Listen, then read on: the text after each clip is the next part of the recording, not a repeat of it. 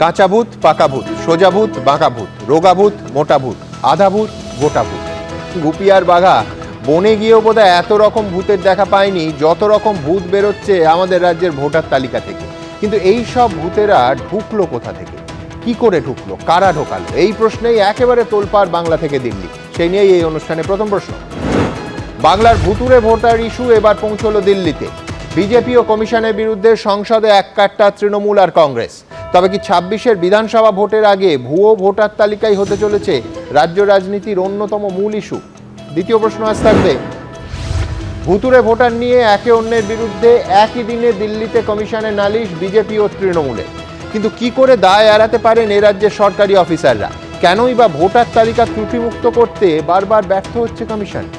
তৃতীয় প্রশ্ন, অনুপ্রবেশকারী রোহিঙ্গাদের নাম ভোটার লিস্টে ঢোকাচ্ছে তৃণমূল, অভিযোগ বিজেপি। উত্তরপ্রদেশ, গুজরাট, হরিয়ানার লোক ঢোকাচ্ছে বিজেপি, বলছে তৃণমূল। ধর্মীয় মেরুকরণে ধুয়ো তুলে বাজিমাত করতে চাইছে দুপক্ষই। চতুর্থ প্রশ্ন, 10 মাস পর বাংলায় ক্ষমতায় আসবে বিজেপি, তখন তৃণমূলের জিতে আসা মুসলিম বিধায়কদের চ্যাংদোলা করে রাস্তায় ফেলবো, হুঁশিয়ারি শুভেন্দু অধিকারী। গায়ে হাত দিয়েই দেখুক পাল্টা শওকত মোল্লা। এরপরও কি করে হবে এ রাজ্যে হিংসামুক্ত ভোট? পঞ্চম প্রশ্ন, পানিহাটির ৮৩ বিঘার অমরাবতী মাঠে পুরসভার মদতে প্রমোটারের দখলদারির অভিযোগ। মুখ্যমন্ত্রীর নির্দেশেও পদ না ছাড়ায় পুরপ্রধানকে ফোন ফিরাদ হাকিমের। পুলিশ, পলিটিশিয়ান, প্রমোটারের অশুভ হাতাতেই কি জেলায় জেলায় চলছে জমি দখলের চক্র? তবে শুরুতেই আপনাদের দেখাবো ভুতুড়ে ভোটার ইস্যুতে তোলপাড় বাংলা থেকে দিল্লি। দেখুন, ভূত শব্দের অর্থ অতীত, কিন্তু এক্ষেত্রে ভূত মানেই ভবিষ্যৎ। যার যত পোষা ভূত তার ভবিষ্যৎ তত উজ্জ্বল। গণতন্ত্র যখন ভোটতন্ত্রে পরিণত হয় তখন এই পোষ্য ভূতদের গুরুত্ব অপরিসীম হয়ে ওঠে।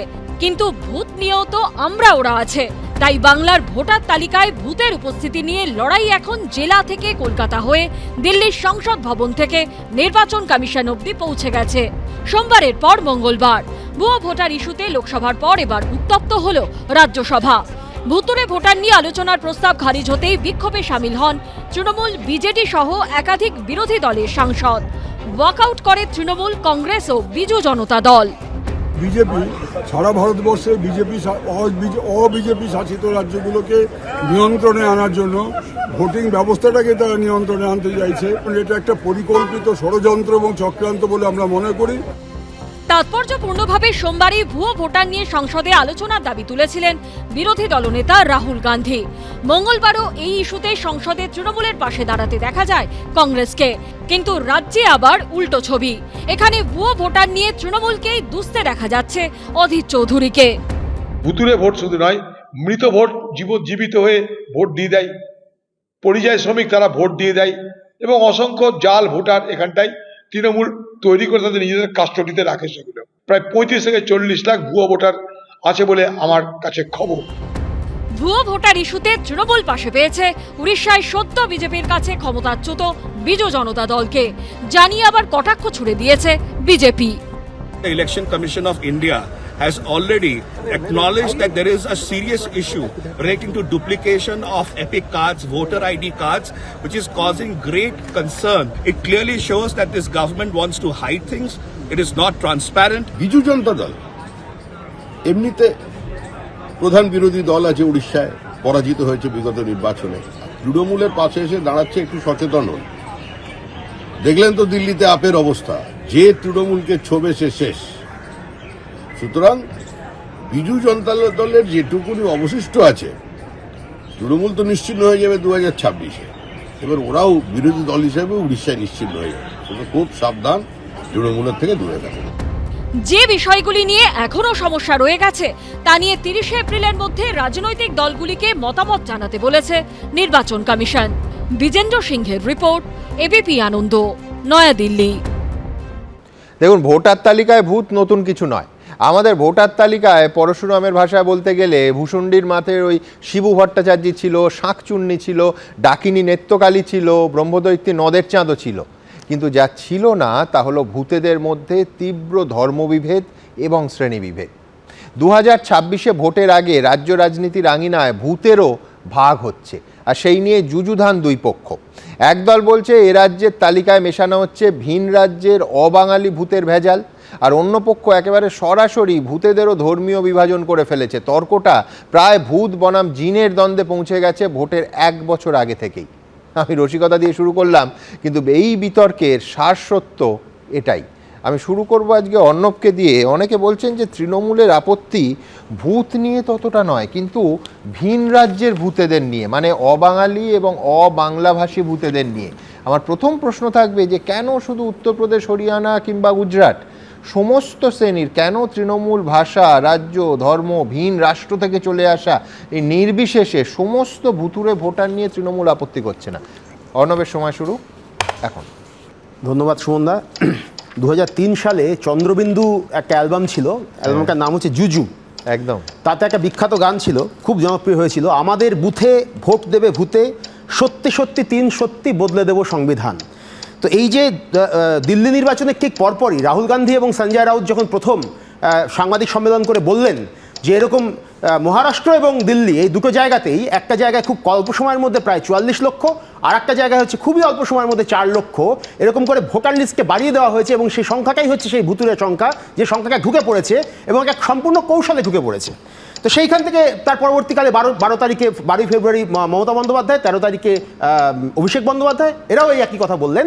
এবং তারপর আমরা দেখলাম যখন এটা তীব্র একটা প্রতিবাদ হলো, তখন কিন্তু 2রা মার্চ ইলেকশন কমিশন একটা প্রেস নোট বার করলো। তাতে তারা কিন্তু স্বীকার করে নিল যে হ্যাঁ এরকম হয়েছে, কিন্তু এরকম হওয়াটা উচিত নয়, এরকম থাকা উচিত নয়। একটা এপিক নাম্বারে একটাই ভোটার থাকতে পারে, অন্য কোনো ভোটার থাকতে পারে না। এক্ষেত্রে তারপর তরজা তো চলছে, চাপানুতর চলছে। আমরা আজকে দেখলাম যে 10 সদস্যের একটা প্রতিনিধি দল তৃণমূলের, তারা গিয়েছিল ইলেকশন কমিশনের কাছে।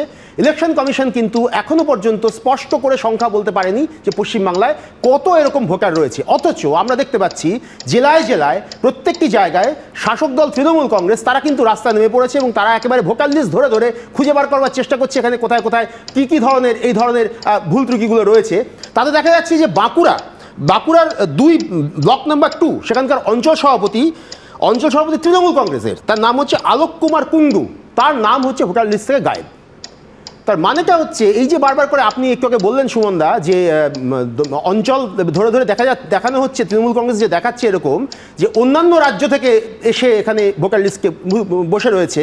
এই যে আলফা কিন্তু আমি একটা দীর্ঘ তালিকা দেখাবো যে তৃণমূল কংগ্রেসের নেতারা তার বাড়ির তালিকাটাই ঠিক করেননি, তারা অন্যের বাড়ি গিয়ে কি ভুতুরে ভোটার ধরবে সেটাও দেখেছি সুমনদা, সেটাও দেখেছি। এবং এই যে মৃত ভোটার সেখানে নামটা রয়ে গিয়েছে, এটা প্রাথমিক দায়িত্ব তো সেই যে পরিবারের লোকটি মারা গেছে সে জানাবে, এবং তারপর সেটা গিয়ে নির্বাচন কমিশনের কাছে গিয়ে পৌঁছবে, তারপর ভেরিফাই করার দায়িত্ব হচ্ছে রাজ্য প্রশাসনের। দেখাবো ডিটেইলসে দেখাবো। অনেক ক্ষেত্রে এটা হয় না, কিন্তু আমি বলছি যে আলফা নিউমেরিক যে নাম্বার, সেই নাম্বারে 3টে অক্ষর আর 7টা ডিজিট থাকে, এবং এইটা কিন্তু কখনোই একটার সঙ্গে একটা আইডেন্টিক্যাল হওয়া সম্ভব নয়।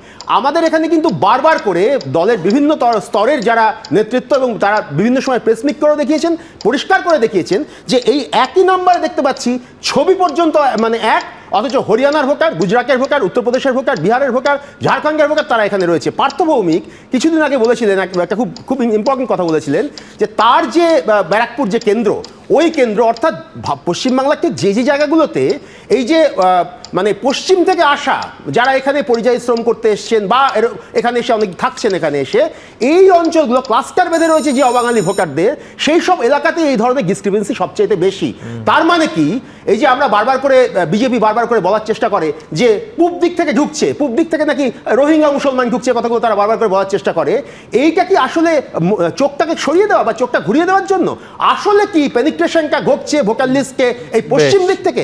তারা কি এসে এখানে এসে জড়ো হচ্ছে এবং ক্লাস্টার পাচ্ছে সেই জায়গাগুলোতে যেখানে যেখানে অবাঙালি অধ্যুষিত, অবাঙালি সংখ্যা বাড়ছে ক্রমশ, এবং আস্তে আস্তে আস্তে আস্তে একটা ডেমোগ্রাফিও বদলাচ্ছে হয়তো কোনো, হয়তো বাঙালি অবাঙালিদের বিভেদ। আমি বলছি যে অর্ণব যেটা বললো আমার প্রত্যেকটা কথা মানতে কোনো অসুবিধে ছিল না, যদি অর্ণব বিরোধী দলের বক্তা হতেন বা বিরোধী দলকে সমর্থন করতেন বক্তা হিসেবে। কিন্তু শাসক দল এই গোটা তালিকাটা তৈরি করার পেছনে অন্যতম মেজর ভূমিকা হচ্ছে জেলা প্রশাসনের, অর্থাৎ রাজ্য প্রশাসনের। তো এই রকম ভুলে ভরা, সে ভুল যেভাবেই বিভাজন করা যায়, আপনারা জানেন তৃণমূল এটা বিভাজন করছে যে বাংলাভাষী এবং বহিরাগত, এবং বিজেপি বিভাজন করছে যে একেবারে রোহিঙ্গা এবং বাংলাদেশি। আমি সজলের পাঠে আসবো। আসবো, কিন্তু তার আগে দেখাবো যে এই ভুয়ো ভোটার নিয়ে একেবারে এই বিতর্ক কলকাতা ছেড়ে, পশ্চিমবঙ্গ ছেড়ে আজকে দিল্লিতে, এবং 1 ঘন্টার ব্যবধানে তৃণমূল কংগ্রেসের প্রতিনিধি দল এবং বিজেপির প্রতিনিধি দল নির্বাচন কমিশনের কাছে গেল। নির্বাচন কমিশনের ভূমিকা নিয়েও নিঃসন্দেহে প্রশ্ন তোলার জায়গা আছে, কিন্তু পরবর্তী সময় আগে আমি আজকের এই পশ্চিমবঙ্গ থেকে দিল্লিতে পৌঁছে যাওয়া বিতর্কর একটু স্বরূপ উদ্ঘাটন করি, দেখুন। কাঁচা ভূত, পাকা ভূত, সোজা ভূত, বাঁকা ভূত, রোগা ভূত, মোটা ভূত, আধা ভূত, গোটা ভূত, সব রকমের ভূতের কথাই শোনা আছে। কিন্তু তাই বলে পলিটিক্যাল ভূত এমনটাও যে একদিন হবে তা কল্পনা করতে না পেরে এ বিষয়ে কেউ কিছু লিখে যাননি ঠিকই, তবে বঙ্গ রাজনীতিতে ভুতুরে ভোটার নতুন কিছু নয়, শুধু ভূতগুলোর রং পাল্টায়। এখন যেমন ভুতুরে ভোটার নিয়ে তৃণমূল বিজেপির তীব্র লড়াই। মঙ্গলবার একই দিনে দুই দল কার্যত একই সময় একে অপরের বিরুদ্ধে অভিযোগ তুলে নির্বাচন কমিশনের নালিশ ঠুকলেন। 13,03,065খানা নাম এরকম আছে ভোটার লিস্টে পশ্চিমবঙ্গের, রিপিটেড হয়েছে, অর্থাৎ ডুপ্লিকেট নাম আছে। এবং এটা মমতা বন্দ্যোপাধ্যায় এবং তার পকেটের অফিসারদের দিয়ে তৈরি করে পশ্চিমবঙ্গে যে সিইও অফিস আছে সেই অফিসকে দিয়ে, এবং তার নিচে বিডিও, এসডিও, এবং সেখানে প্রচুর পরিমাণে কন্ট্রাকচুয়াল স্টাফ যাদেরকে দিয়ে কাজটা করানো হয়, তারা এই নামগুলোকে ঢুকিয়েছে। বিজেপি ওরিয়েন্টেড জায়গা থেকে এই সমস্যাটা তৈরি করা হচ্ছে, এর একটা সলিউশন দরকার আছে। লাস্ট ফিউ ইয়ার্স ধরে, বেশ কয়েক বছর ধরে আপনাদের ইলেকশন কমিশন নিয়ে কিন্তু প্রশ্ন উঠেছে। হঠাৎ করে ভোটার বেড়ে যাওয়া, এটা নিয়ে কিন্তু প্রশ্ন হচ্ছে। We have not goat any answer from the election commission. মঙ্গলবার বিকেল 5:30টায় জাতীয় নির্বাচন কমিশনের অফিসে প্রবেশের সময় থাকলেও আধ ঘন্টা আগেই দপ্তরে ঢোকেন তৃণমূল সাংসদরা। সেই সময় কমিশনের দপ্তরে মিটিং করছিলেন বিজেপির প্রতিনিধি দল। তারা কি মুখোমুখি হবেন এই ইলেকশন কমিশনের ভেতরে, যখন তারা এক দল মিটিং করছে এবং দ্বিতীয় দল পৌঁছে গেছে? কিন্তু সেটা হয়নি। ইলেকশন কমিশন কি করেছে আজকে, যখন বিজেপির মিটিং চলছিল তখন টিএমসি যখন সাংসদরা পৌঁছে যান এই নির্বাচন সদনে, তাদেরকে একটা ঘরে ওয়েট করতে বলা হয়, এবং যখন বিজেপি সাংসদরা মিটিং করে বেরিয়ে যান তারপরে টিএমসি 10 সাংসদকে ডেকে নির্বাচন সদনে চিফ ইলেকশন কমিশনের সঙ্গে মিটিংয়ের জন্য ডাকা হয়। তৃণমূলের প্রতিনিধি দল পৌঁছানোর 1 ঘন্টা আগেই বিকেল 4টে নাগাদ নির্বাচন কমিশনের অফিসে পৌঁছে যান বিজেপি সাংসদরা। ভোটার তালিকার ভূত নিয়ে তৃণমূলের বিরুদ্ধে অভিযোগ জানান তাঁরা। এপিক নিয়ে যে বিতর্ক মমতা বন্দ্যোপাধ্যায় তৈরি করার চেষ্টা করছে, সেই তথ্যও আমরা নির্বাচন কমিশনের কাছে তুলে দিয়েছি যে অন্যান্য রাজ্যে প্রায় 323খানা এরকম এপিক নাম্বার পাওয়া যাচ্ছে, যেটা পশ্চিমবঙ্গ আছে, অন্যান্য রাজ্যেও আছে। আমাদের নিজের রাজ্যের মধ্যে 7,235খানা ভোটার কার্ড আছে, যে ভোটার কার্ডের এপিক নাম্বার সেম, ব্যক্তি আলাদা। প্রহসন যে ওটা হচ্ছে যে বলে না, ঠাকুর ঘরে কে, আমি তো কলা খাইনি, বিজেপির এই অবস্থা। একটি দল কেন্দ্রের শাসক, আরেকটি রাজ্যের ক্ষমতায়, তাঁরাই একে অপরের বিরুদ্ধে ভোটার তালিকায় ভূত ঢোকানোর নালিশ করছেন। ভোটার তালিকা তৈরির দায়িত্ব নির্বাচন কমিশনের। এবার নির্বাচন কমিশন মানে তো দিল্লি শুধু 3 জন নন, নির্বাচন কমিশন মানে একেবারে তলার বিডিও এবং তার তলার স্টাফ পর্যন্ত। ফলে তৃণমূল এবং বিজেপি দুজন মিলেই ভুতুরে ভোটার তালিকা তৈরি করছে আমাদের দেশের গণতন্ত্রকে ধ্বংস করবার জন্য। এখন কোন ওঝার কি ক্ষমতা আছে ভোটার তালিকা থেকে দলমত নির্বিশেষে ভূত বের করে তালিকা স্বচ্ছ করার? বিজেন্দ্র সিংহ, অর্ণব মুখোপাধ্যায়, উজ্জ্বল মুখোপাধ্যায়ের রিপোর্ট, এবিপি আনন্দ। দেখুন, এ নিয়ে তৃণমূল একটা মেরু হলে বিজেপি আরেকটা মেরু, অর্থাৎ সজলদের ভূতে অসুবিধে নেই, জিনে অসুবিধে। মানে আরও গোদা করে বলতে গেলে ভূত যদি হিন্দু হয় তাহলে অসুবিধে নেই। তার কারণ একেবারে স্পষ্ট ভাষায় বিজেপি নেতারা বলছেন যে রোহিঙ্গা এবং বাংলাদেশি হচ্ছে মূল আপত্তির কারণ। আমি সজল ঘোষের কাছে আসবো। সজল, তোমরা একবারও বলছো না যে সব শ্রেণী, সব বেআইনি ভুয়ো ভোটারদের কান ধরে বের করতে হবে, বিশেষ শুধু রোহিঙ্গা এবং বাংলাদেশি, সবাইকে নয় কেন? সজলের সময় শুরু এখন। ধন্যবাদ সুমনদা, আপনাকে এবং সমস্ত দর্শকদের দোল এবং হোলির অগ্রিম শুভেচ্ছা জানাচ্ছি। আপনার যে দুঃখ যে আমরা কেন সমস্ত ভূত জিন সব তাড়ানোর কথা বলছি না, সেটা নিয়ে আপনার দুঃখ ছিল। আমি সেই দুঃখ দূর করার চেষ্টা করছি যে ভোটার তালিকা হোক একেবারে বিশুদ্ধ, হ্যাঁ, যেখানে ভূত জিন কারোর থাকবে না, ভালো ওঝা ডেকে ভালো করে ঝেড়ে টেরে পুরো সাফ করা হোক, এটা আমরা চাই।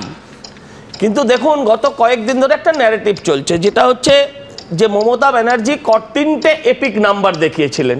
আমি সেদিন ছিলাম, 3টে এপিক নাম্বার দেখিয়েছিলেন, একটি স্পেসিফিক নাম আমার মনে আছে, সবগুলো একই রকম। স্পেসিফিকটা কি, যে এই রাজ্যের শহীদুল মুর্শিদাবাদের ভোটার, তার এপিক নাম্বারের সঙ্গে হরিয়ানার সোনিয়া দেবীর এপিক নাম্বার সেম, কিন্তু তাদের serial number, part number, address সব আলাদা। হরিয়ানার ঠিকানা নিয়ে, হরিয়ানার নাম নিয়ে এখানকার ভোটার লিস্টে নিশ্চয়ই নাম ভোট দেওয়া যায় না। অর্ণবদা হাত তুলে রাখবে না, তাড়াতাড়ি টেনিস এলবো হবে। আমার যেটা বলার বক্তব্য হচ্ছে, আমি আপনাদেরকে বলছি, দেখুন একজন এমএলএকে দেখলাম হঠাৎ কদিন আগে বললেন যে মেরে হাড়গোড় ভেঙে দেবে হরিয়ানা থেকে ভোটার নিয়ে আসলে পরে। তারপরে কি দেখা গেল যে ভুতুরে ভোট, তার বাবা 2 বছর আগে মারা গেছেন, বর্তমানে তিনিও ভোটার। তো এই যে ভূতের ছানা যিনি এমএলএ আজকে, তিনি বলছেন যে ভূতেদের যারা হরিয়ানা থেকে ভোটার আসবে মেরে বার করে দেওয়া হবে। আমি চাই বার করে দিন, কিন্তু বার করে দেওয়ার আগে জবাব দিয়ে যান যে লাভলি খাতুনকে আপনারা এখনো, আপনি যেটা বললেন কান ধরে দেশের বাইরে কেন পাঠানো হয়নি? বাকিদের তো হরিয়ানায় পাঠাবেন, গুজরাটে পাঠাবেন, লাভলি খাতুন তাকে তো কান ধরে দেশের বাইরে বাংলাদেশ বর্ডারে ছেড়ে দিয়ে আসা উচিত ছিল। এরকম আরও অনেকগুলো অভিযোগ এসছে। দেখুন অর্ণবদা খুব ভালো বলেছেন যে আমাদের বুথে ভোট দেবে বুথে, আর আমি সেটাকে একটু লাইনটা যোগ করে দিই, আর দ্বিজেনবাবু বেরোবেন ভোট দিয়ে হাতে কালি মেখে। আমাদের বুথে ভোট দেবে বুথে, দ্বিজেনবাবু বেরোবেন ভোট দিয়ে কালি মাখা হাতে। এই হচ্ছে অবস্থা। দ্বিজেন মুখোপাধ্যায়রা কাদের ভোট দিয়ে গেছেন? আমাদের ভোট দিয়েছেন। ওই নির্বাচনগুলোয় কি কি হয়েছিল সেটা আপনারা সবাই জানেন।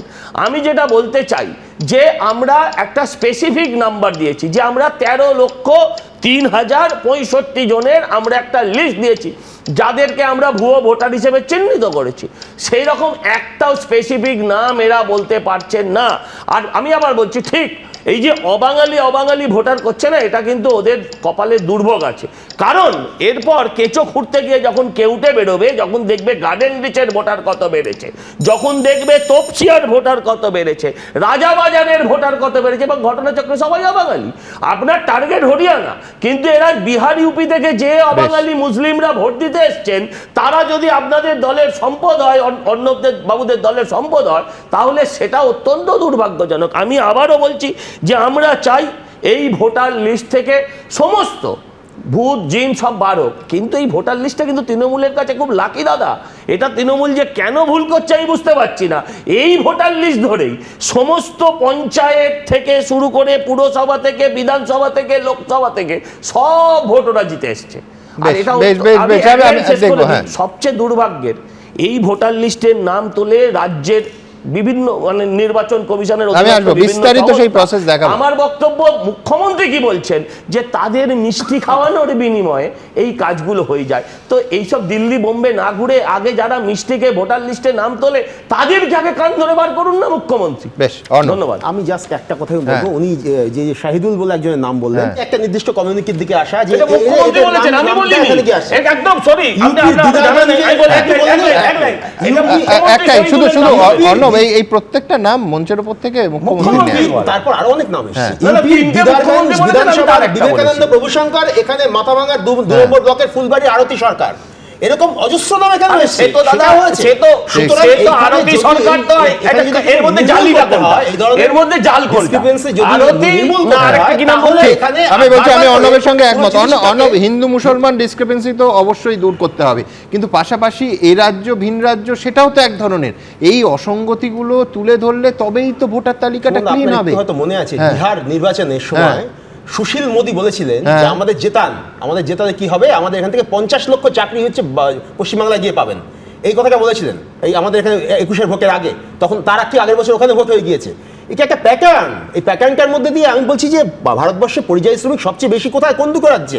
একটা হচ্ছে উত্তরপ্রদেশ, তারপর হচ্ছে মধ্যপ্রদেশ, যে কটা রাজ্য হচ্ছে সবচেয়ে বেশি হচ্ছে পরিযায়ী শ্রমিক, সবগুলো বিজেপি শাসিত। ঠিক, আমি বলছি যে আবার মুদ্রার উল্টোটা দেখো অন্য, এই রাজ্য থেকে কতজন কর্মসংস্থানের জন্য অন্য রাজ্যে যায়? নিশ্চিত যায়, নিশ্চিত যায়। কতজন? শুধু বেশি আরে যায় না, 25 লাখ বাঙালি ছেলে মেয়ে কাজ করে। সেই সংখ্যাটা যদি তালিকাটা বেরিয়ে গেছে, এখন ঘুরছে, এখন সেই তালিকাটা পাওয়া যাচ্ছে। পরিযায়ী শ্রমিক দিলে তো প্রচুর ঘুরছে, সেখানে কিন্তু পশ্চিমবাংলার স্থান একেবারে কালকেই দেখছিলাম বোধহয় মুম্বাইতে আনফরচুনেটলি 3জন না 4জন মারা গেছেন আমাদের এই রাজ্যের বাসিন্দা। চন্দ্রবিন্দুর কথা এত হচ্ছে, চন্দ্রবিন্দুর গানে আছে যে আমাদের ছাদে কেউ বসে বসে কাঁদে। আসলে এই বিতর্কের মধ্যে কাঁদছে হচ্ছে একটা সুষ্ঠু নির্বাচনের পদ্ধতি। কেন, আমি সেই কথায় আসবো, কিন্তু তার আগে আপনাদের সামনে ভূতেদের জাত বিচার শুধু নয়, ধর্ম বিচার শুরু হয়ে গেছে এবং ঠিক কতটা তীব্র হচ্ছে এই ভূতের বিভাজন দেখুন। পরশু রাতে স্পষ্ট চোখে দেখনু বিনা চশমাতে পান্তভূতের জ্যান্ত ছানা করছে খেলা জোছনাতে। সেই কবে ভুতুরে খেলা ছড়ায় লিখেছিলেন সুকুমার রায়। 26 বিধানসভা ভোটের আগে ভোটার লিস্টেও কার্যত স্পষ্টই দেখা যাচ্ছে এরকম ভুতুরে খেলা। কোথাও ভোটার আছে, নাম নেই, কোথাও নাম আছে, ভোটার নেই। এসব কাণ্ড কারখানা শুনতে ভুতুরে, কিন্তু ভূতে তো আর ঘটাচ্ছে না, ঘটালে ঘটাচ্ছে মানুষ। আর তা নিয়ে সম্মুখ সমরে নেমেছে তৃণমূল এবং বিজেপি। বিজেপির দাবি এই ভুতুরে ভোটারদের সিংহভাগই আদতে অনুপ্রবেশকারী রোহিঙ্গা, যাদের নাম তালিকায় ঢোকাচ্ছে তৃণমূল। অন্যদিকে তৃণমূলের দাবি ভুতুরে ভোটারদের সিংহভাগ ভিন রাজ্যের। বিজেপি ও নির্বাচন কমিশন যৌথভাবে যা করাচ্ছে। একই এপিক নাম্বারে বাংলার ভোটারের যেখানে নাম আছে সেখানে হরিয়ানা, পাঞ্জাব, রাজস্থান, বিহার সব নাম ঢুকিয়েছে। ওয়েস্ট বেঙ্গল ভোট দেবে না হরিয়ানা ভোট দেবে ওয়েস্ট বেঙ্গলে? বুঝতে পারছেন খেলাটা? মাথায় কিছু ঢুকলো? 24 ঘন্টা পরই এর পাল্টা জবাবে অনুপ্রবেশকারী রোহিঙ্গাদের প্রসঙ্গ টেনে তৃণমূলকে আক্রমণ করেন শুভেন্দু অধিকারী। রোহিঙ্গা মুসলমান অবৈধ অনুপ্রবেশকারীদের ভোটার লিস্টের নাম তুলেছেন তৃণমূল কংগ্রেস। 9টা বর্ডার জেলাতে অবৈধ ভুয়া ভোটারের নাম তুলেছে তৃণমূল কংগ্রেস। মঙ্গলবার একই দিনে দুই দল যখন একে অপরের বিরুদ্ধে অভিযোগ জানাতে নির্বাচন কমিশনের দ্বারস্থ হয়েছে, তখনও তাদের মুখে উঠে এসেছে সেই প্রসঙ্গ। बंगाल में इलीगल वोटर्स यानी अवैध वोटर्स बांग्लादेश के घुसपैठिए और रोहिंग्या जो बड़ी मात्रा में पश्चिम बंगाल की सरकार ने बंगाल में बसाने का काम किया है और उनको वोटर रोल में उनका नाम डालने का काम किया है। পশ্চিমবাংলার বিভিন্ন জায়গায় এপিক কার্ডে দেখা গেছে হরিয়ানা, দেখা গেছে পাঞ্জাব, দেখা গেছে দিল্লি, দেখা গেছে উত্তরপ্রদেশ। এবং আমরা এমন কয়েকটা যে এপিক কার্ডের মধ্যে দিয়ে এসছি যে দেখা যাচ্ছে একটা এপিক কার্ডের নাম্বারে পশ্চিমবাংলার বিভিন্ন জেলাতে আছে। অর্থাৎ ভোটার তালিকায় ভূত নিয়েও দু দলের অবস্থান স্পষ্ট। হিন্দু মুসলমানের রাজনীতি, বাঙালি অবাঙালির রাজনীতি। ভোটার তালিকার গোলমাল, সেটার সংশোধনের নাম করে যদি দুটি মূল রাজনৈতিক দল পশ্চিমবঙ্গে যে প্রতিযোগিতামূলক সাম্প্রদায়িকতা তাই নিয়ে আলোচনা করেন, তাহলে ভোটার তালিকা সংস্কারের যে মূল জায়গাটা, যে মূল উদ্দেশ্যটা, সেটা গুরুত্ব হারাবে। এবং সেক্ষেত্রে কিন্তু সারা ভারতে এই ভোটার তালিকা সংস্কারের যে দাবি উঠেছে একটা সঠিক গণতন্ত্রের পথ খুঁজে পাওয়ার জন্যে, সেই জায়গাটিও কিন্তু আটকে যাবে। অন্নদা মঙ্গলে আছে চলে ডাকিনী যোগিনী ঘোর বেশে, চলে শাঁখিনী পেতিনী মুক্ত কেশে। ভোটের সময় ভুতুরে ভোটাররা মুক্ত অবস্থায় নৃত্য করার সুযোগ পেলেই সমস্যা। বিজেন্দ্র সিংহ ও ঐশী মুখোপাধ্যায়ের রিপোর্ট, এবিপি আনন্দ। দেখুন, এইবার এই আলোচনা একটু গিয়ার চেঞ্জ করি। তার কারণ হচ্ছে দোলের বাতাসে আবিরের গন্ধ যেরকম ভাসছে, সেই রকম হঠাৎ বাতাসে একটা ইন্ডিয়া জোট গন্ধ ভাসছে। কেন এই কথা বলছি? সোনিয়া গান্ধী, রাহুল গান্ধী কার্যত মমতা বন্দ্যোপাধ্যায়ের পাশে এসে দাঁড়িয়েছেন এই বিতর্কে। সাম্প্রতিক অতীতে কিন্তু আমাদের চোখে এমনটা পড়েনি যে তৃণমূলের এই ভুতুরে ভোটার ইস্যুটায় গতকাল এবং আজকে কার্যত কংগ্রেস লুফে নিল, এবং কার্যত এই প্রথম আমি বলছি যে প্রদেশ কংগ্রেস কতটা অস্বস্তিতে পড়েছে জানি না, তার কারণ অধীরদা আগেও বলেছেন, আজকেও বলছেন যে রাজ্য কংগ্রেস সবসময় এই অবস্থান, সুমন রায়চৌধুরীর কাছে আসবো সুমনবাবু, যে ভুয়ো ভোটার যা রাজ্যে ঢুকেছে তৃণমূল ঢুকিয়েছে, তো এইটার সঙ্গে রাহুল গান্ধীর অবস্থান তো যাচ্ছে না। আপনার সময় শুরু এখন। শুভ সন্ধ্যা সকলকে। দেখুন, যেটা সত্য সেটা সত্য। আসলে দুই দলই ভূতের রাজার বলে বলিয়ান, এটা অস্বীকার করার কোনো জায়গা নেই। একে অন্যের পরিপূরক বলে আমরা মনে করি। এই বাংলাতেই তো দেখেছি। দ্বিজেনবাবুর কথা বললেন, এখানে একজন রাজনৈতিক দলের প্রতিনিধি, উনি বোধহয় সন্ধ্যা মুখোপাধ্যায়ের কথা ভুলে গেছেন। আবার সুমনদা 2006 সালে আমার পিতৃদেব গত হয়েছিলেন। আজীবন কংগ্রেসি পরিবার।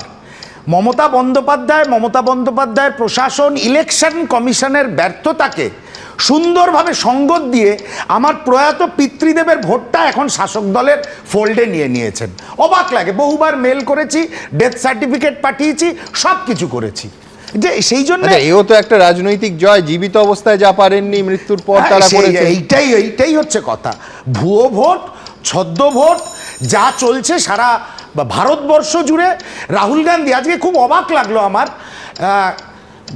লোকসভার মাননীয় স্পিকার হচ্ছে custodian of democracy inside the house, are the house belongs to the opposition. এটা একটা বহু প্রচলিত একটা কনভেনশন এবং একটা কথা। রাহুল গান্ধী যখন বলতে উঠলেন, মাননীয় স্পিকার বলছে ভোটার লিস্ট দিয়ে কি সরকার তৈরি হয়? সত্যিই সরকার তৈরি হয় না, কিন্তু বলতে দিতে হবে একটাই কথা। কি করে দিল্লি নির্বাচনের পরে ভোটের ফলাফলের পরে সেফোলজিস্টরা বলছে এক একটা বিধানসভা কেন্দ্রের ডেমোগ্রাফি বদলে গেছে। কেন, কিভাবে হলো সেটা? না, কিন্তু তেলেঙ্গানা ভোটের ভুয়ো ভোটার নেই, বলুন তেলেঙ্গানায়। আমি আসছি, রেড্ডি সাহেব তো বলেন সুমনদা সব প্রশ্নের উত্তর দেবো। মানে আমি বলছি জিতলে ভুয়ো ভোটারের সমস্যা নেই, হারলে ভুয়ো ভোটার। জেতা হারার তো কথা নয় এখানে, যে আমরা আপনারা হারিয়ে দিন না, আসল মানুষেরা ভোট দিক, আসল ভোটাররা ভোট দিক। 3 বছরে 33 লক্ষ ভোট বাড়লো মহারাষ্ট্রে, আর 4 মাসে বেড়ে গেল 43 লক্ষ ভোট। এটা কিভাবে হয়? এখানে আপনি যদি জেতা হারার কথা বলেন, তাহলে আমি দিল্লিতে 11 বছর কেজরিওয়াল শাসন করেছে, ভুতুরে ভোটের জোরে জিতেছিলেন। অপদার্থতা ইলেকশন কমিশনের। কেজরিওয়ালও যদি শাসন করে থাকেন, কেজরিওয়ালেরও উচিত ছিল ইলেকশন কমিশনকে পয়েন্ট আউট করা। তার আগে 15 বছর যে আপনার দল কংগ্রেস, এটা সর্বগ্রাসী একটি রাজনৈতিক শক্তি যারা ভারতবর্ষের রাজত্ব করছে। আর এই কিছু আঞ্চলিক শক্তি আছে যারা সঠিকভাবে সঙ্গত করছে তাদের ভোট ব্যাংকটাকে তৈরি করার জন্য, আসল ভোটারদের বিরত রাখছে ভোট দেওয়ার থেকে। এটা তো মেনে নেওয়া যেতে পারে না। রাহুল গান্ধী সঠিকভাবে মহারাষ্ট্র নির্বাচনের আগে, নির্বাচনের পরে এবং আজকে লোকসভায় এবং বিগত কিছুদিন ধরে ক্রমাগত উনি এই প্রসঙ্গটা উত্থাপন করছেন যে জেনুইন ভোটারকে আমরা হারতে রাজি আছি, কিন্তু জেনুইন ভোটারের ভোটে আমরা জিততে রাজি আছি। জেনুইন ভোটারের জন্যে, জেনুইন ভোটার যেন সেই ভোটটা দিতে পারে। কি প্রয়োজন ছিল এই প্যানেলটা চেঞ্জ করার, প্যানেলের স্ট্রাকচারটা চেঞ্জ করার, চিফ জাস্টিস অফ ইন্ডিয়াকে সরিয়ে দিয়ে শুধু সেখানে স্বরাষ্ট্রমন্ত্রী, প্রধানমন্ত্রী এবং বিরোধী দলনেতা থাকবে? কোরাম আপনারা তৈরি করে দেবেন, ভারতবর্ষের ডেমোক্রেসি স্ট্রাকচারটা নরেন্দ্র মোদী তৈরি করে দেবে এবং সেই সুযোগ নেবে কিছু দুর্বিনীত আঞ্চলিক দল। আমি সুমন বাবুর সঙ্গে এই অংশে একেবারে শেষ অংশে একমত, কিন্তু আমার বক্তব্য যে ভুয়ো ভোটারের সমস্যাটা নির্বাচনে হেরে যাওয়ার পর সামনে এলে তার বিশ্বাসযোগ্যতা নিয়ে তো জিজ্ঞাসা চিহ্ন থাকবেই। ঠিক এখান থেকে আপনি লক্ষ্য করে দেখবেন যে 3 জন বক্তাই বললেন যে পৃথিবী ছেড়ে চলে গেছেন মানুষ, তা সত্ত্বেও তারা তালিকায় রয়ে গেছেন। ওই জীবনানন্দ দাশের একটা কবিতা ছিল না, মৃতেরা কোথাও নেই, আছে, বিশ্বাস করুন আছে, থাকে আমাদের রাজ্যের ভোটের তালিকা। একটা ছোট্ট কয়েকটা উদাহরণ দেব। একদিকে যেরকম যারা পৃথিবী ছেড়ে চলে গেছে তারা ভোটের তালিকায় একেবারে স্বমহিমায় বর্তমান, আর যারা পৃথিবীতে আছেন, জলজ্যান্ত আছেন, ভোটের তালিকা থেকে রাতারাতি উধাও হয়ে গেছেন। এই 2 ধরনের উদাহরণই এবার আপনার সামনে রাখবো, দেখুন। আমি কি ভূত এসেছি নাকি? ভূত হয়ে এসেছি? কেউ বেঁচেও ভোটার তালিকা থেকে ডিলিটেড, কেউ নাকি মরেও ভোটার তালিকার সৌজন্যে বেঁচে। জেলায় জেলায় ভোটার তালিকা নিয়ে হরেক রকম ভুতুড়ে অভিযোগ। যেমন আরামবাগের ভোটার তালিকা অনুযায়ী এরা নাকি মৃত, সেই কারণে বাদ গেছে নাম। কিন্তু দিব্য সামনে দাঁড়িয়ে বাইট দিচ্ছেন, আমার ভোটের 1 মাসে নাম কাটি দিয়েছে, আমি কিছু পাচ্ছি না। আমি কি ভূত এসেছি নাকি? ভূত হয়ে এসেছি? এখানে আবার উল্টো ছবি। মৃত মায়ের ছবি হাতে দাঁড়িয়ে রয়েছেন ছেলে। কয়েক বছর আগে মারা গেলেও সেই উষা বিশ্বাসের নাম এখনো রয়ে গেছে বাঁকুড়ার ভোটার লিস্টে। মানুষটা নেই, আবার ওখানে ভোটার কার্ডের লিস্টে ওখানে নামটি রয়েছে, ওইটাই অবাক লাগে, আর কিছু না। হুগলির আরামবাগের প্রতাপনগর গ্রামের একটি বুথেই অভিযোগ 13 জন নাকি এমন রয়েছেন যারা বেঁচে থাকা সত্ত্বেও ভোটার তালিকা থেকে নাম কেটে দেওয়া হয়েছে। চন্দ্রশেখর রায়, সবিতা ঘোষ, গৌরচন্দ্র ঘোষেদের নামের পাশে লেখা ডিলিটেড। আমি বেঁচে থাকা সত্ত্বেও আমাকে মৃত বলে ভোটার লিস্টে ঘোষণা করা হয়েছে। এ আবার কোন দেশি নিয়ম এগুলো? আপনারা বুঝুন যে কিভাবে কি আমার এই ভোটার কার্ড আমি পাবো। এসব দেখে আজব যুক্তি স্থানীয় তৃণমূল নেতার গলায়। আরামবাগ বিধানসভার 261 নম্বর প্রতাপনগর বুথে এটা আমাদের তৃণমূল কংগ্রেসের জেতা আছে। এইটাকে হারাবার জন্য চক্রান্ত করে বিজেপি নির্বাচন কমিশনকে হাত করে আমাদের যারা বেঁচে আছে, আপনার 13 জন বেঁচে আছে, তাদের নামটা তাদেরকে মৃত করেছে, আবার 9 জনকে অন্য বুথ থেকে এনেছে। ইনি নদিয়ার রানাঘাট পুরসভার 10 নম্বর ওয়ার্ডের বাসিন্দা তমাল কুণ্ডু। কয়েক বছর আগে পরপর মারা গেছেন মা এবং কাকা, কিন্তু ভোটার তালিকায় দুজনেই জীবিত। মায়েরটা এবং কাকারটা দুজোটাই বুথে গিয়ে জমা দিয়েছিলাম, কিন্তু এখনো পর্যন্ত দেখছি ভোটার লিস্টের নামটা রয়ে গেছে, কিন্তু কাটা হয়নি। ঠিক উল্টোটা ঘটেছে মুর্শিদাবাদের হরিহর পাড়ার হুমাই গ্রামে। 3 মাস আগে হায়দ্রাবাদে গেছিলেন নির্মাণ শ্রমিক রফিকুল শেখ, তারপরে নাকি ভোটার লিস্ট থেকে নাম ঘচাংফু। ভোটের তালিকায় আমার নাম মৃত করা হয়েছে। বিডিও সাহেবের কাছে অনুরোধ জানে পুনরায় আমার নামটা সঠিক করে দেন। দক্ষিণ 24 পরগনার গঙ্গাসাগরের বাসিন্দা প্রফুল্ল রানা মারা গেছেন 2021 সালে, কিন্তু গত 4 বছর ধরে ভোটার তালিকায় তিনি জীবিত। 2021 সালের 1 মে সব বের করে নিয়েছি। এখনো তো দেখতে পাচ্ছি ওনার নাম ভোটার লিস্টে। ওরা খাচ্ছে, আমাদের তো দিচ্ছে না রেশন। তারও আগে 2015 সালে মৃত্যু হয় এই এলাকারই কাশীনাথ রানার, কিন্তু ভোটার হিসেবে তিনিও নাকি এখনো বেঁচে ভোটার তালিকায়।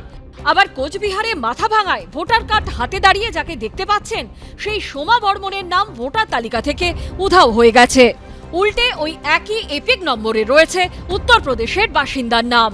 বছর ঘুরলে বঙ্গে বিধানসভার মহারণ, তার আগে ভোটার তালিকা ঘিরে ভুতুড়ে কাণ্ড। এবিপি আনন্দ। আমি পার্থপ্রতিম বিশ্বাসের কাছে যাব। পার্থদার কাছে প্রশ্ন থাকবে যে এই কংগ্রেস এবং তৃণমূল একটা নতুন বন্ধুত্বের আবহে বামেরা কি আরও একঘরে হয়ে পড়লো? তার কারণ গতকাল আমরা কি দেখলাম, যে বাম সাংসদদের বাদ দিয়ে সমস্ত বিরোধী সাংসদ কক্ষ ত্যাগ করলেন। আমি বলছি নাকি পার্থদা বামেরা এরম মনে করছে যে এ রাজ্যে ভুতুড়ে ভোটারের কোনো সমস্যা নেই? সুমন, ভুতুড়ে ভোটার আমাদের রাজ্যের পক্ষে কি কারণে বিপদ আপনি বলেছেন প্রথম চমৎকার, যে আসলে ভূতের বিপদটা নয়, বিপদটা হচ্ছে যে ভূতের ধর্ম নিয়ে। আর পোলারাইজেশনের রাজনীতি আমাদের এখানে যে কম্পিটিটিভ পোলারাইজেশন যেটা চলছে, কার্যত সেটাই হচ্ছে যে আমাদের এই মহড়া চলছে ভোটের আগে আমাদের এই লিস্ট তৈরি করার থেকে। তা না হলে এই যে কথাটা আসছে না যে পূর্ব দিক থেকে আসছে মুসলমান ভূত আর পশ্চিম দিক থেকে আসছে ভারতের অবাঙালি ভূত, ফলে এই যদি ভূতের চরিত্র হয় এবং সেই ভোটার তাদের নিয়ে যদি বলা হয় যে ইলেকশন কমিশনের কাছে অভিযোগ, পাল্টা অভিযোগ, এটা তো আসলে যে বাংলা তার নিজের মেয়েকে চায়, যে ক্যাপশন ছিল, যে ক্যাচ লাইন, এটা আসলে তারই একটা প্রস্তুতি যে আসলে রাজ্যে হচ্ছে যে সেই বাঙালি যারা আছে এবং অবাঙালি, এই সেন্টিমেন্টটা তারা চেষ্টা করছে। ফলে এই পোলারাইজেশনের বিরুদ্ধে বামেরা, ফলে এই যুদ্ধে নেই। কিন্তু বামেরা সতর্কভাবে বলেছেন যে ইলেকশন কমিশনের করণীয় দায়িত্ব যেটা, সেটা তাদের পালন করতে হবে। কারণ মানুষ নির্ভয়ে ভোট দেবেন, ভোট কেন্দ্র পর্যন্ত যাবেন, এবং শুধু সেটুকু নয়, একটা নির্ভুল লিস্ট তো দরকার, তার সাথে নির্ভয় ভোটের পরিবেশ। সেটা কেন্দ্রের নির্বাচন কমিশন এবং রাজ্যের নির্বাচন কমিশন কার্যত উভয়ই ব্যর্থ হয়েছে বহু ক্ষেত্রে আমি দেখেছি। রাজ্যের নির্বাচন কমিশনের জায়গায় আসি, এই যে সুশান্ত রঞ্জন উপাধ্যায় থেকে শুরু করে রাজীব সিনহা যে ভোট পঞ্চায়েত দিয়ে উপহার দিয়েছেন, আমাদের পৌরসভায় উপহার দিয়েছেন, আমি বলছি এই ভুতুড়ে ভোটারের লার্জেস্ট বেনিফিশিয়ারি কে? এই রাজ্যে তৃণমূল কংগ্রেস। ফলে তারা আজকে যখন ভূতের হিসাব করছেন তখন বুঝতে হবে অঙ্ক ভূতের না, অঙ্ক ভোটের অন্য জায়গায় আছে। ফলে একইভাবে বিজেপিকেও যদি দেখেন যে আমাদের এই ধরনের অটোনোমাস বডিগুলো, যে ইলেকশন কমিশন, আপনার ব্যাখ্যা কি? আপনি একদিকে বলছেন যে তৃণমূল কংগ্রেস বিগেস্ট বেনিফিশিয়ারি, আবার তারাই অভিযোগ করছে। হ্যাঁ, এই তো এই কারণের জন্য যে সে বিগেস্ট বেনিফিশিয়ারি হয়েছে পুরসভা এবং পঞ্চায়েত ভোটে, কারণ তখন নির্বাচন কমিশন তার হাতে, তার লিস্ট তার হাতে। এখন যখন বুঝতে পারছে যে এই ইলেকশন পরিচালিত হবে কেন্দ্রের নির্বাচন কমিশন, তখন পোলারাইজেশনের রাজনীতিটাকে যদি উস্কে দিতে হয়, আসলে ভাসিয়ে দিতে হবে এই কথাটাই। কিন্তু আমি বলছি, আর বাম আমলে যখন মমতা বন্দ্যোপাধ্যায় তৃণমূল কংগ্রেস ভুয়ো ভোটারের অভিযোগ করতো, তখন বিগেস্ট বেনিফিশিয়ারি কারা ছিল জানেন? আমি তো আবার বলছি, সেটা তো মমতা ব্যানার্জি ক্ষমতায় আসার পর তার প্রথম কাজ ছিল সেই লিস্টটাকে সংশোধন করা। 14 বছর ধরে সেটা তো তিনি করতে ব্যর্থ হয়েছেন। তার বদলে তিনি যে ভোটের প্রথাটা চালু করেছেন বা তারা, সেটা হচ্ছে ইউনিক। তো দ্বিজেনবাবুর কথা আমি বলছি না, সময় নষ্ট করছি না, কিন্তু আমি আপনাকে বলবো যে autonomous character of election commission থাকার কথা, সেটা পুরো বদলে যাচ্ছে। আমাদের ভিসি নিয়োগের ক্ষেত্রে এখন নতুন নিয়ম হচ্ছে, আপনি জানবেন যে শিক্ষাবিদ হতে হবে না, রিসার্চ দরকার নেই, পিএইচডি দরকার নেই। সে যদি ব্যবসায়ী হয়, শিল্পপতি হয়, অথবা যে কোনো আমলা হয়, পুলিশ হয়, তাকে নিয়ে এসে নিয়ন্ত্রণ করার জন্য ইউনিভার্সিটি মাথায় বসাতে পারে। নির্বাচন কমিশনের কার্যত যে যখন দেখা যাচ্ছে সেই ব্যক্তিকে নিয়ন্ত্রণ করতে পারছে না, তখন নিয়োগ পদ্ধতি পাল্টে দিলেন, 2-1-এর গল্প। ফলে এখন হচ্ছে কেন্দ্রের সরকার যাকে চাইছেন নিয়ে এসে বসাচ্ছেন। ফলে এই ধরনের দুর্বল আমলারা, যাদেরকে উচিত না, আরজি করের ওই ছেলেরা, আমি জানি না স্পাইনটা আছে কিনা, মেরুদণ্ড থাকলে স্টেটের ইলেকশন কমিশন এবং রাজ্যের ইলেকশন কমিশন, এই দুটো জায়গাতে গিয়েই ওটা উপহার দিয়ে আসা উচিত যে আমাদের দেশে যে নির্বাচনের অবস্থা কি। এবং এই জিনিসটাই হচ্ছে যে আমি আপনাকে লাস্ট বলতে চাইছি। আর একটা হচ্ছে এজেন্সির রোল আসছে না বারবার, আমাদের ইলেকশনগুলোতে এজেন্সির একটা ভূমিকা। ফলে এই ভুয়ো ভোটার ঢুকছে এবং ভুয়ো ভোটার আইডেন্টিফাইড হচ্ছে, দুটো ক্ষেত্রে এজেন্সির রোল আছে। ফলে যে ক্ষেত্রে যারা ক্ষমতায় আছেন, আমাদের রাজ্য বিডিও, এসডিও, ডিএম যারা কন্ট্রোল করেন, যারা এজেন্সি কন্ট্রোল করতে পারছেন, তারা টাকা দিয়ে ভোটার ঢোকানোর কাজ করছেন, ভোটার বের করার হচ্ছে উৎসব বের করছেন। একইভাবে মহারাষ্ট্রের ইলেকশন পরিচালিত হয়েছে, আমাদের রাজ্য হবে কিনা ভবিষ্যৎ বলবে। আমি বলছি সতর্ক থাকতে হবে ইলেকশন কমিশনের কাছে। আমাদের এটা দাবি, ভারতবর্ষের মানুষের করের পয়সায় অনেক কষ্ট করে একটা স্বচ্ছ সংস্থা তৈরি করার জন্য মানুষ চেষ্টা করে গেছে। তার থেকে যদি বিচ্যুত হয়, আমি বলবো সেটা ইলেকশন কমিশনের জন্য ভবিষ্যতের বিপদ। পার্থদা ইফস অ্যান্ড বাটস রেখেছেন, ডট রেখেছেন, যদি বিচ্যুত হয়। আমি বলছি এই বিতর্কটাই কি প্রমাণ করে দিচ্ছে না যে কোথাও কর্তব্যে বিচ্যুতি ঘটেছে এবং নির্বাচন কমিশনের পার্টেও একেবারে নিশ্চিতভাবে ঘটেছে? আমি সেই বিষয়ে বিশ্বনাথ চক্রবর্তীর কাছে আসবো, কিন্তু তার আগে আপনাদের সামনে একটা প্রতিবেদন রাখবো, যেটা আরেকটা অংশ, যেটা খানিকক্ষণ আগে সজল বলছিল না, একাধিক উদাহরণ দেয়া যায়। একটা আলাদা প্রতিবেদন করেছি, এরম অন্তত 10টা প্রতিবেদন করা যায় এই বিচ্যুতিগুলো নিয়ে। বাংলাদেশে ভোট দেন, আর এই রাজ্যে পশ্চিমবঙ্গের তালিকাতেও তার নাম আছে। কাটোয়াতে এরম ঘটনা হয়েছে, একটা নয় একাধিক। ছেলে হিসেবে যার নাম, তিনি তার ছেলেই নন। বাবা, ছেলে, মা, ছেলে, মেয়ে, সমস্ত সম্পর্কগুলো জট পাকিয়ে যে জিনিসটা তৈরি হয়, সেটাই কি এ রাজ্যের ভোটার তালিকা?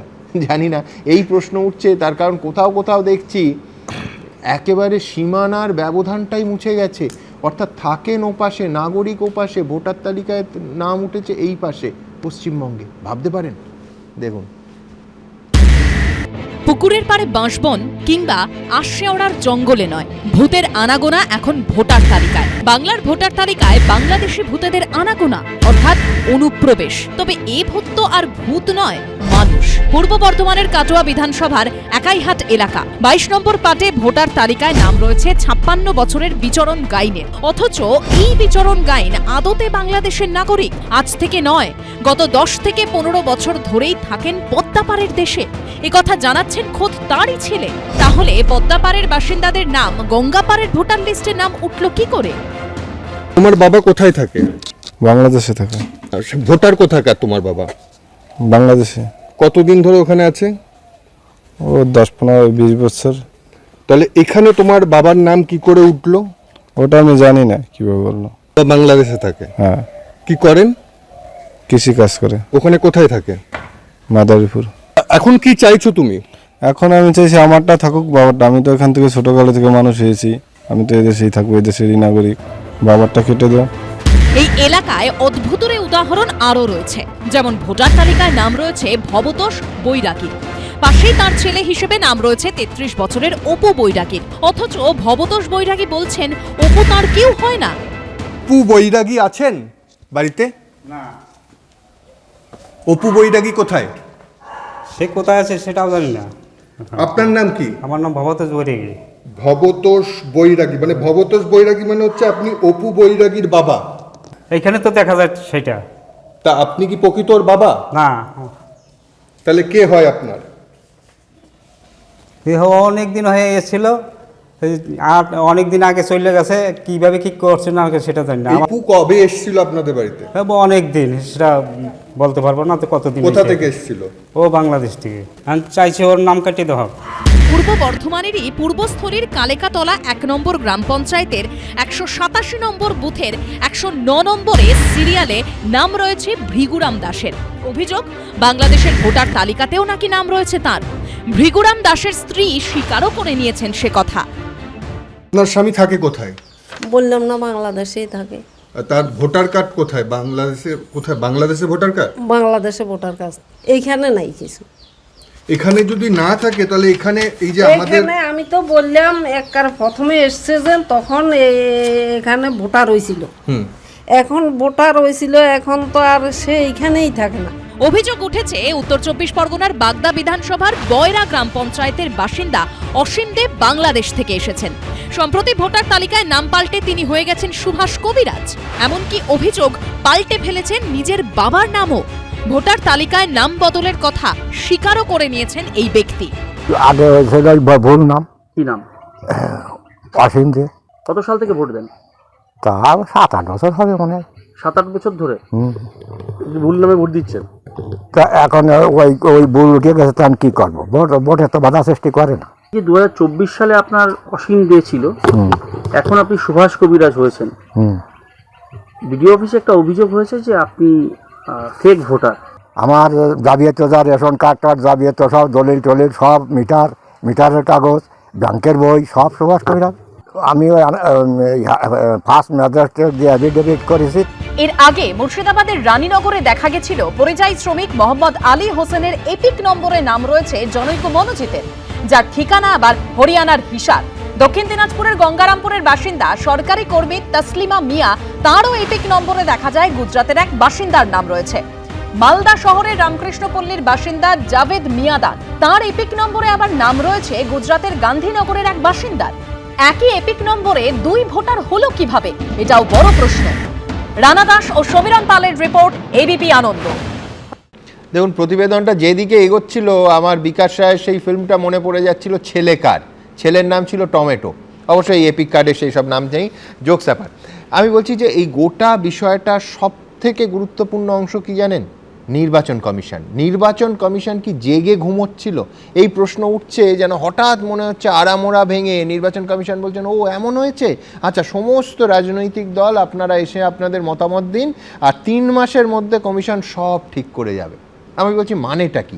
এতদিন কমিশন কি চোখ বন্ধ করেছিল? ভুতুড়ে ভোটারদের বারবারন্ত যে হচ্ছে, এ তো শুধু পশ্চিমবঙ্গের ব্যাপার নয়।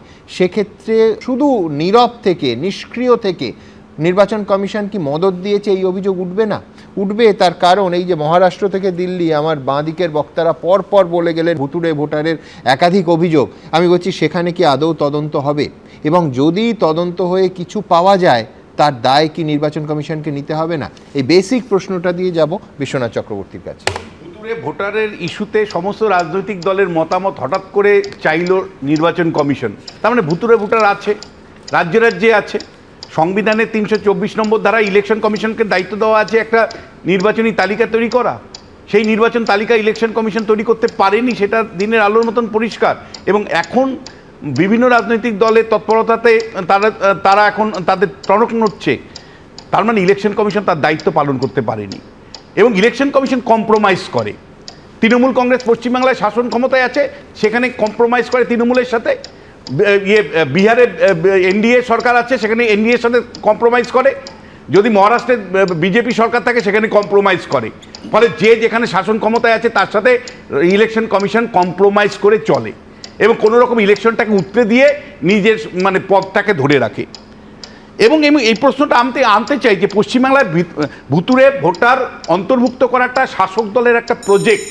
এটা বাম আমলে ছিল, এটা তৃণমূল কংগ্রেসের আমলে আছে এবং মানে গ্রাসরুট লেভেলে পঞ্চায়েত থেকে শুরু করে সর্বস্তরে যদি আপনি লক্ষ্য করেন কেবলমাত্র তৃণমূল। ফলে এই ভোটার তালিকা যেখানে বিএলওর মাধ্যমে, বিডিওর মাধ্যমে, ইআরওর মাধ্যমে তৈরি হয়, এন্টার মেশিনারিটা নিয়ন্ত্রণ করে তৃণমূল কংগ্রেস। ফলে বাম আমলের যে ভুতুরে ভোটার 2011 সালের পরে বাদ দেওয়ার কথা ছিল, তৃণমূল বাদ দেয়নি, কারণ ওই ভুতুরে ভোটারগুলোকে ঠিক 5টার পরে সব ফলস ভোট গিয়ে দিয়ে আসে। ফলে একদম পরিষ্কার আমি দায়িত্ব নিয়ে বলতে পারি, তৃণমূল কংগ্রেস বাম আমলের ভুতুরের ভোটারটাকে ব্যবহার করে তার নিজের ভোট ব্যাংক বাড়ায় এবং অতিরিক্ত আরও ভুতুরের ভোটার সে তৈরি করেছে। কোন কায়দায় তৈরি করেছে? তৃণমূল কংগ্রেস 18 বছরের নিচে একটা বিশেষ গোষ্ঠীর নাম ভোটার তালিকায় অন্তর্ভুক্ত করেছে। একাধিক জায়গায় একজন ভোটারের নাম আছে, একাধিক জায়গায় তৃণমূল কংগ্রেস সচেতনভাবে এই কাজটা করেছে। এবং খুব পরিষ্কার করে বলতে চাই, বাংলাদেশি লোকদের নাম যেমন এমন আছে, আবার বিহার, উড়িষ্যা, উত্তরপ্রদেশ থেকে লোকেরও নাম আছে, পরিষ্কার এটা আছে। এখন যে তৃণমূল কংগ্রেস হঠাৎ করে জেগে উঠলো, তার উত্তর আবার বিজেপি করছে। এটা হলো তাদের 2026-এর রাজনৈতিক কৌশল। কি রাজনৈতিক কৌশল? 26-এর বিধানসভা নির্বাচনের আগে তৃণমূলের কৌশলটা দেখা যাক প্রথমে, তারপরে বিজেপির কৌশলে আসবো। দুজনেই পোলারাইজেশনের রাজনীতি থেকে এটা করছে। তৃণমূল কংগ্রেস এই যে ভোটার তালিকার বাইরের নাম আসছে, এই জুজু দেখিয়ে সংখ্যালঘু মুসলিম এলাকা ইতিমধ্যেই প্রচার শুরু করে দিয়েছে এবং সংখ্যালঘুরা মানে এখানে কিন্তু বিজেপি ঢুকে যেতে পারে ভুতুরে নাম দিয়ে, ফলে তোমরা কিন্তু আমাকে ভোট দাও।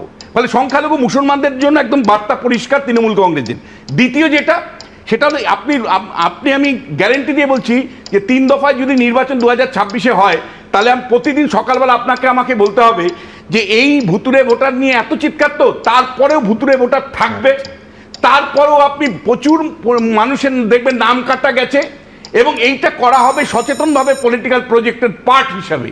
এবং আমি আপনাকে পরিষ্কার করে বলতে চাই যে এই ভুতুরে ভোটারের ইস্যুটা কেবলমাত্র পলিটিক্যাল প্রজেক্ট তৃণমূলের কাছে সংখ্যালঘু ভোটটাকে মেরুকরণ করার জন্য, আর বিজেপির ক্ষেত্রে হলো সংখ্যাগরিষ্ঠর কাছে বার্তা দেওয়া যে সংখ্যালঘুদের নাম বিভিন্ন জায়গায় ঢুকিয়ে যাচ্ছে, ফলে হে সংখ্যাগরিষ্ঠ হিন্দুরা তোমরা আমার দিকে সমর্থনে আসো। এবং এই পলিটিক্যাল প্রজেক্টে কিন্তু কোনো সদিচ্ছার ব্যাপার নেই। অর্থাৎ শেষ পর্যন্ত নির্বাচনী সংস্কারের বিষয়টা যদি গুরুত্ব পেত, তাহলে মমতা বন্দ্যোপাধ্যায় তো স্টেট ইলেকশন কমিশন নিয়েই শক্তিশালী করতো। 243-এর কে ধারাকেই শক্তিশালী করে একটা শক্তিশালী ইলেকশন কমিশন দিত। আর যদি নরেন্দ্র মোদী বা বিজেপি মনে করতো যে আমি ইলেকট্রাল রিফর্ম করব, তাহলে সুপ্রিম কোর্টের ভার্ডিক্ট আসার পরে সুপ্রিম কোর্টকে অগ্রাহ্য করে যেভাবে পুরোপুরি নির্বাচন কমিশন নিয়োগের নিয়ন্ত্রণ বিজেপি নিয়ে নিল, তার থেকেই প্রমাণিত হয় যে তৃণমূল নর বিজেপি কেউই কিন্তু নির্বাচনী সংস্কার চায় না। বেশ, আমি দুজনের প্রতিক্রিয়া যাবো। অর্ণব, আমি প্রথম কথা বলছি যে আপনার নিশ্চয়ই মনে আছে 1 মে 2024 গত বছর লোকসভা নির্বাচনের লাস্ট দফা ভোট হয়েছিল। ঠিক সেই দিন থেকে নির্বাচন কমিশন যে সংখ্যাটা বলেছিল যে ভোটের পার্সেন্টেজ, আপনি লক্ষ্য করবেন ঠিক তারপর অন্তত 3 থেকে 4 বার ভোটের পার্সেন্টেজ বেড়ে গেছে হঠাৎ করে। ঠিক একই জিনিস ঘটেছে হচ্ছে দিল্লিতে, ঠিক একই জিনিস ঘটেছে হচ্ছে মহারাষ্ট্রে। নির্বাচন কমিশনকে যতটা সহজে বিশ্বনাথ বললেন যে একটা কম্প্রোমাইজ করছে, ব্যাপারটা কম্প্রোমাইজ করছে এরকম নয়। বিজেপি যেটা চাইছে সেটা হচ্ছে একটা আগ্রাসী, একটা অ্যাগ্রেসিভ পদ্ধতি, যে পদ্ধতিতে আমাদের সমস্ত যতগুলো সাংবিধানিক কাঠামো রয়েছে, যতগুলো সাংবিধানিক সংস্থা রয়েছে, প্রত্যেকটাকে দখল করা। জ্ঞানেশ কুমারকে যেভাবে বসানো হয়েছিল তার মধ্যে দিয়ে আপনাকে একটা প্রশ্ন করব। প্রথমে আমার বলা হয়ে গেলে বলবেন, বিশ্বনাথ দা বলেছেন বিশেষ একটি গোষ্ঠীর নাবালকদের নাম ঢোকানো হচ্ছে, মানে ছানা ভূতের নাম ঢোকানো হচ্ছে। এটা কিন্তু বড় ভয়ঙ্কর। এটা কিন্তু বিশ্বনাথ দার উচিত আরো ভালো করে সমাজের কাছে ক্ল্যারিফাই করে বলে দেওয়া এই বিশেষ গোষ্ঠীটা কারা। 1, 2 হচ্ছে আপনি বলছেন যে বিশ্বনাথ দা যে এতে করে ভিন রাজ্যের মানুষদের মানে তৃণমূল ভয় দেখাচ্ছে এবং মুসলিম ভোটকে কনসলিডেট করছে। আমি বলছি যদি ভিন রাজ্যের ভোটার বেরোয়, তাহলে গার্ডেন রিচ, তপসিয়া, মানে যারা হিন্দি স্পিকিং মুসলমান, তারা পশ্চিমবঙ্গের বাইরের ভোটার, তাহলে তো তাদেরকেও বেরিয়ে যেতে হবে। যদি এই হরিয়ানার ভোটারকে আপনি আইডেন্টিফাই করতে চান এখান থেকে, তাহলে রাজাবাজার, তপসিয়া, ববিদার পাড়া, সব পাড়া থেকে তো ভোটার বেরোবে। শুভন, আমি আপনাকে বলছি যে এই নির্বাচনী যে তালিকাটা তৈরি হয়, এই তালিকাটাতে কিন্তু স্টেট অ্যাডমিনিস্ট্রেশন কোনো মতেই অস্বীকার করতে পারে না, কারণ ন্যাশনাল লেভেলে ন্যাশনাল ইলেকশন কমিশনের কোনো অফিস নেই, তাদের কোনো রাজ্য স্তরে কোনো স্ট্রাকচার নেই। পুরোটাই ওরা সিও অফিস, যে সিও হলো রাজ্য সরকারের আধিকারিক থেকে নিয়োজিত, এবং বুথ লেভেল অফিসার থেকে শুরু করে বিডিও থেকে শুরু করে ইআরও প্রত্যেকেই রাজ্য সরকারের কর্মচারী। ফলে রাজ্য সরকারের একটা ইনভলভমেন্ট, এবং মনে রাখবেন লোকাল লেভেলে বিরোধী শূন্য, প্রত্যেকটা পঞ্চায়েত পুরসভা তৃণমূলের দখলে। ফলে তাদের অঙ্গুলি হেননের ছাড়া নাম কাটা, নাম যুক্ত হওয়া সম্ভবই না। ঠিক এই পার্টে আমি বিক্রম বন্দ্যোপাধ্যায়ের কাছে আসবো, কিন্তু তার আগে আপনাদের সামনে যেটা রাখবো সেটা হচ্ছে যে ভুয়ো ভোটারের কেন আমরা বারবার বলছি যে এর দায় মূলত তো রাজ্য প্রশাসনকেই নিতে হবে। স্বয়ং মুখ্যমন্ত্রী এর আগে মঞ্চের ওপর থেকে প্রকাশ্যে বলেছেন যে মিষ্টির প্যাকেট যাচ্ছে। সত্যিই যদি এরম হয়, অর্থাৎ রাজ্য প্রশাসনের যে অংশটা মিষ্টির প্যাকেট বা অন্য কোনো প্যাকেটের বিনিময়ে এই ব্যবস্থাটাকে, এই জলটাকে মেশালো, তাদের বিরুদ্ধে, তাদের কতজনের বিরুদ্ধে, স্পেসিফিক্যালি প্রশ্ন করছি, তাদের কতজনের বিরুদ্ধে আজ অবধি ব্যবস্থা নেওয়া হয়েছে? মুখ্যমন্ত্রী মঞ্চের ওপর থেকে বলছেন এআরওর কথা। জেলায় জেলায় রিটার্নিং অফিসার পদমর্যাদার জন্য বাই ডিফল্ট হচ্ছেন জেলা শাসক।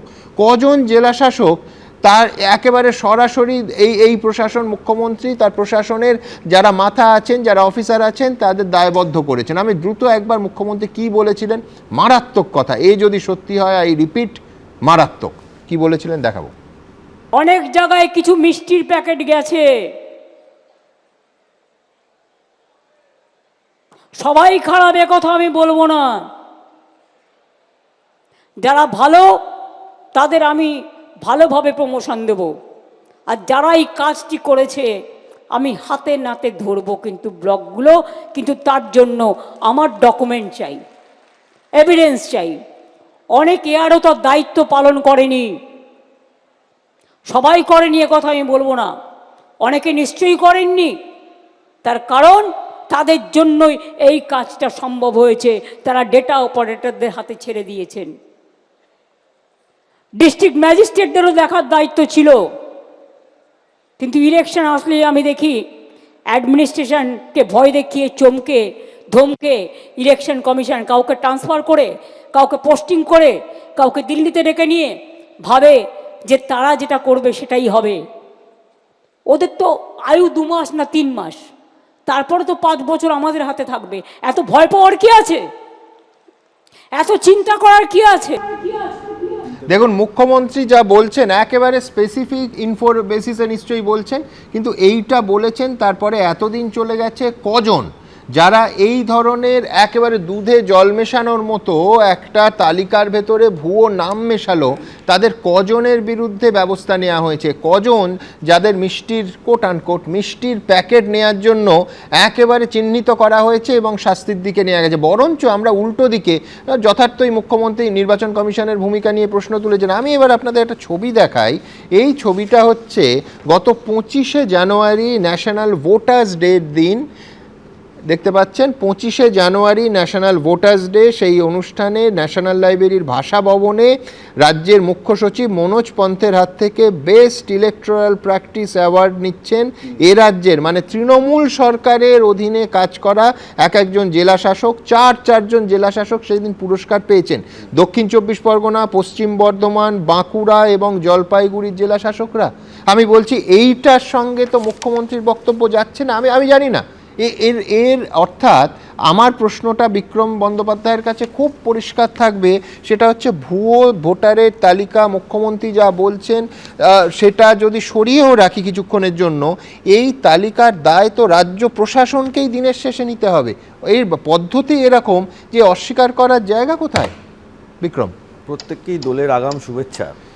হ্যাঁ, এটা তো ঠিকই যে রাজ্য প্রশাসনকে নিতে হবে, কারণ প্রত্যেকটা স্টেপিং একদম পুরো গ্রাসরুট লেভেল থেকে যখন ফর্ম ফিল আপ হয় আর একদম ভোটার লিস্টের নাম ওঠা পর্যন্ত পুরো স্টেপিংটাই রাজ্য প্রশাসনের যারা আছে, পঞ্চায়েত লেভেল, মিউনিসিপ্যালিটি, কর্পোরেশন, বিভিন্ন গ্রামের সব জায়গাতে কিন্তু রাজ্য সরকারের যারা কর্মচারী তারাই কিন্তু তুলছেন, বা যারা কন্ট্রাকচুয়াল যারা অ্যাপয়েন্টেড হচ্ছেন এই যে বিভিন্ন সময় ধরুন পঞ্চায়েতে বা আপনার কর্পোরেশনে বা মিউনিসিপ্যালিটি, তারাই কিন্তু নামগুলো তুলছেন, অ্যাপ্লিকেশন নিচ্ছেন। তারা খুব ভালো করে জানেন এলাকাটা সার্ভে করে কারা কি ভোটার কতজন মারা গেছে। আমি 2006 সালে প্রথম ভোট দিয়েছিলাম, এই 2006 সাল থেকে আর লাস্ট 2024 সাল পর্যন্ত ভোট দিয়েছি। প্রত্যেকবার দেখেছি প্রত্যেকটা বুথে, আমার নিজের বুথ এবং পাশের বুথগুলো যেগুলো, প্রত্যেক জায়গাতেই দেখা যায় যে বেশ কিছু মানুষ মারা গেছে, তাদের নাম বাদ যায়নি।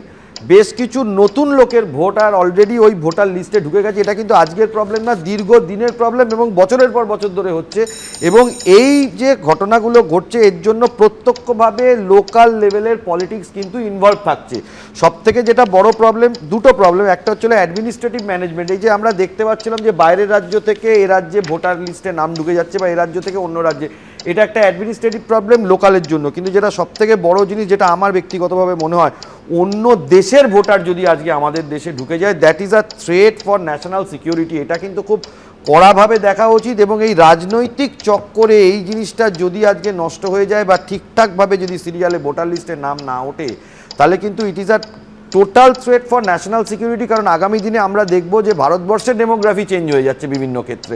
কারণ আমরা দেখতে পাচ্ছি যে অন্য দেশ থেকে বিভিন্ন সময় আমরা ইললিগাল ইমিগ্রেন্টস ঢুকছে, তাদের বিরুদ্ধে কোনো অ্যাকশন লোকাল লেভেলে পুলিশ প্রশাসনের তরফ থেকে নেওয়া হচ্ছে না। যিনি হয়তো ফরেনার, তিনি হয়তো আমাদের দেশের ভোটার, তার এগেনস্টে ফরেনার্স অ্যাক্টের আমরা মামলা দেখতে পাই না। আনসারুল্লাহ বাংলার একজন জঙ্গি, মুর্শিদাবাদের দুটো জায়গার ভোটার লিস্টে তার নাম। অ্যাবসলিউটলি, এগুলো তো absolutely threat to the national security হয়ে যাচ্ছে। আগামী দিনে আমরা দেখতে পাবো হয়তো যে এখানে পুরো ডেমোগ্রাফিটাই চেঞ্জ হয়ে যাচ্ছে শুধু।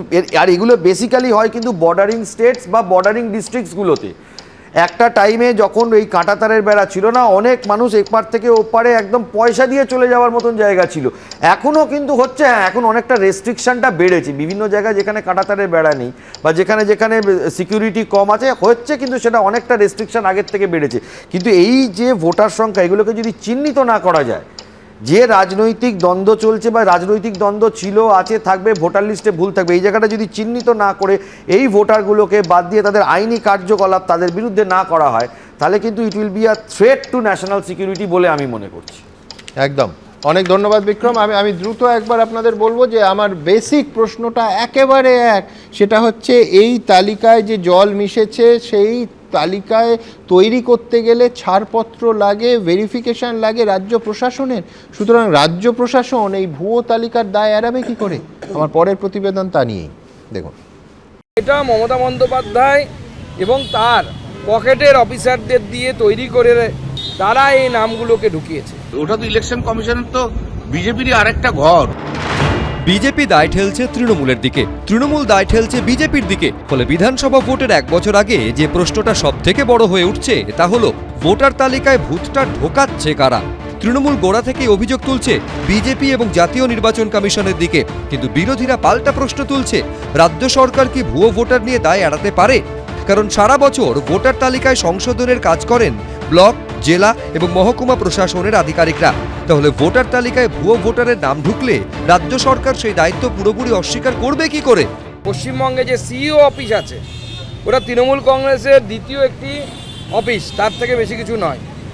সেই অফিসকে দিয়ে এবং তার নিচে বিডিও, এসডিও এবং সেখানে প্রচুর পরিমাণে কন্ট্রাকচুয়াল স্টাফ, যাদেরকে দিয়ে কাজটা করানো হয়। বাম আমলে ভোটার তালিকায় গড়মিলের অভিযোগে তৎকালীন রাজ্য প্রশাসনের আধিকারিকদের নিশানা করতেন মমতা বন্দ্যোপাধ্যায়। সে কথা মনে করিয়ে দিয়ে খোঁচা দিচ্ছে সিপিএমও। তৃণমূল এবং বিজেপি দুজন মিলেই ভুতুরে ভোটার তালিকা তৈরি করছে আমাদের দেশের গণতন্ত্রকে ধ্বংস করবার জন্য। কত ভুতুরে নাম আছে ভোটার তালিকায়, এই রাজ্যের প্রশাসনকে ব্যবহার করে মমতা বন্দ্যোপাধ্যায় ঢুকিয়েছেন, ওর নির্দেশে হয়েছে। গোটা দেশ জুড়ে ভোটদানের পদ্ধতিতে স্বচ্ছতা আনবার জন্য সমস্ত বিরোধীদের দাবিকে এক কথায় নাকচ করেছে কে? বিজেপি। বিরোধীদের আক্রমণের পাল্টা জবাব দিয়েছে তৃণমূলও। যখন নতুন ভোটার হচ্ছে, ফিজিক্যাল ভেরিফিকেশনের মাধ্যমে যে ফর্মগুলো জমা পড়ছে বা যে বিষয়গুলো আসছে, সেটা অফিসাররা কন্ট্রোল করতে পারছেন বা তাদের মনিটরিং হচ্ছে। যেটা অন্য রাজ্যের ভোটার লিস্ট থেকে অনলাইনে কোনো এজেন্সির মারফত ঢুকে যাচ্ছে, তো সেটা এখানকার এদের তো মানে অনেক ক্ষেত্রে গাতার্থেই থাকছে না। মহারাষ্ট্র, দিল্লি বিধানসভা ভোটেও ভোটার তালিকায় ভুতুড়ে ভোটারের অভিযোগ উঠেছে। এবার পশ্চিমবঙ্গে বিধানসভা ভোটের আগেও বড় ইস্যু হয়ে উঠেছে এটা। বিজেন্দ্র সিংহ, উজ্জ্বল মুখোপাধ্যায়, কৃষ্ণেন্দু অধিকারী, এবিপি আনন্দ। দেখুন, বাংলায় একটা খুব চেনা প্রবাদ আছে, আপনি আচরি ধর্ম পরের শিখাও। আমি বলছি শাসক দলের ক্ষেত্রে কিন্তু ব্যাপারটা একই।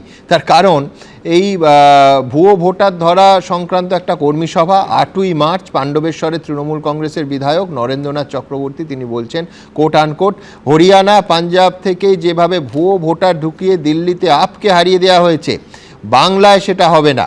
কেউ যদি বলে পাণ্ডবেশ্বরে ফলস ভোট দিয়ে যাবে, তার কি হাত পা গোটা থাকবে? আমি বসে থাকবো নাকি?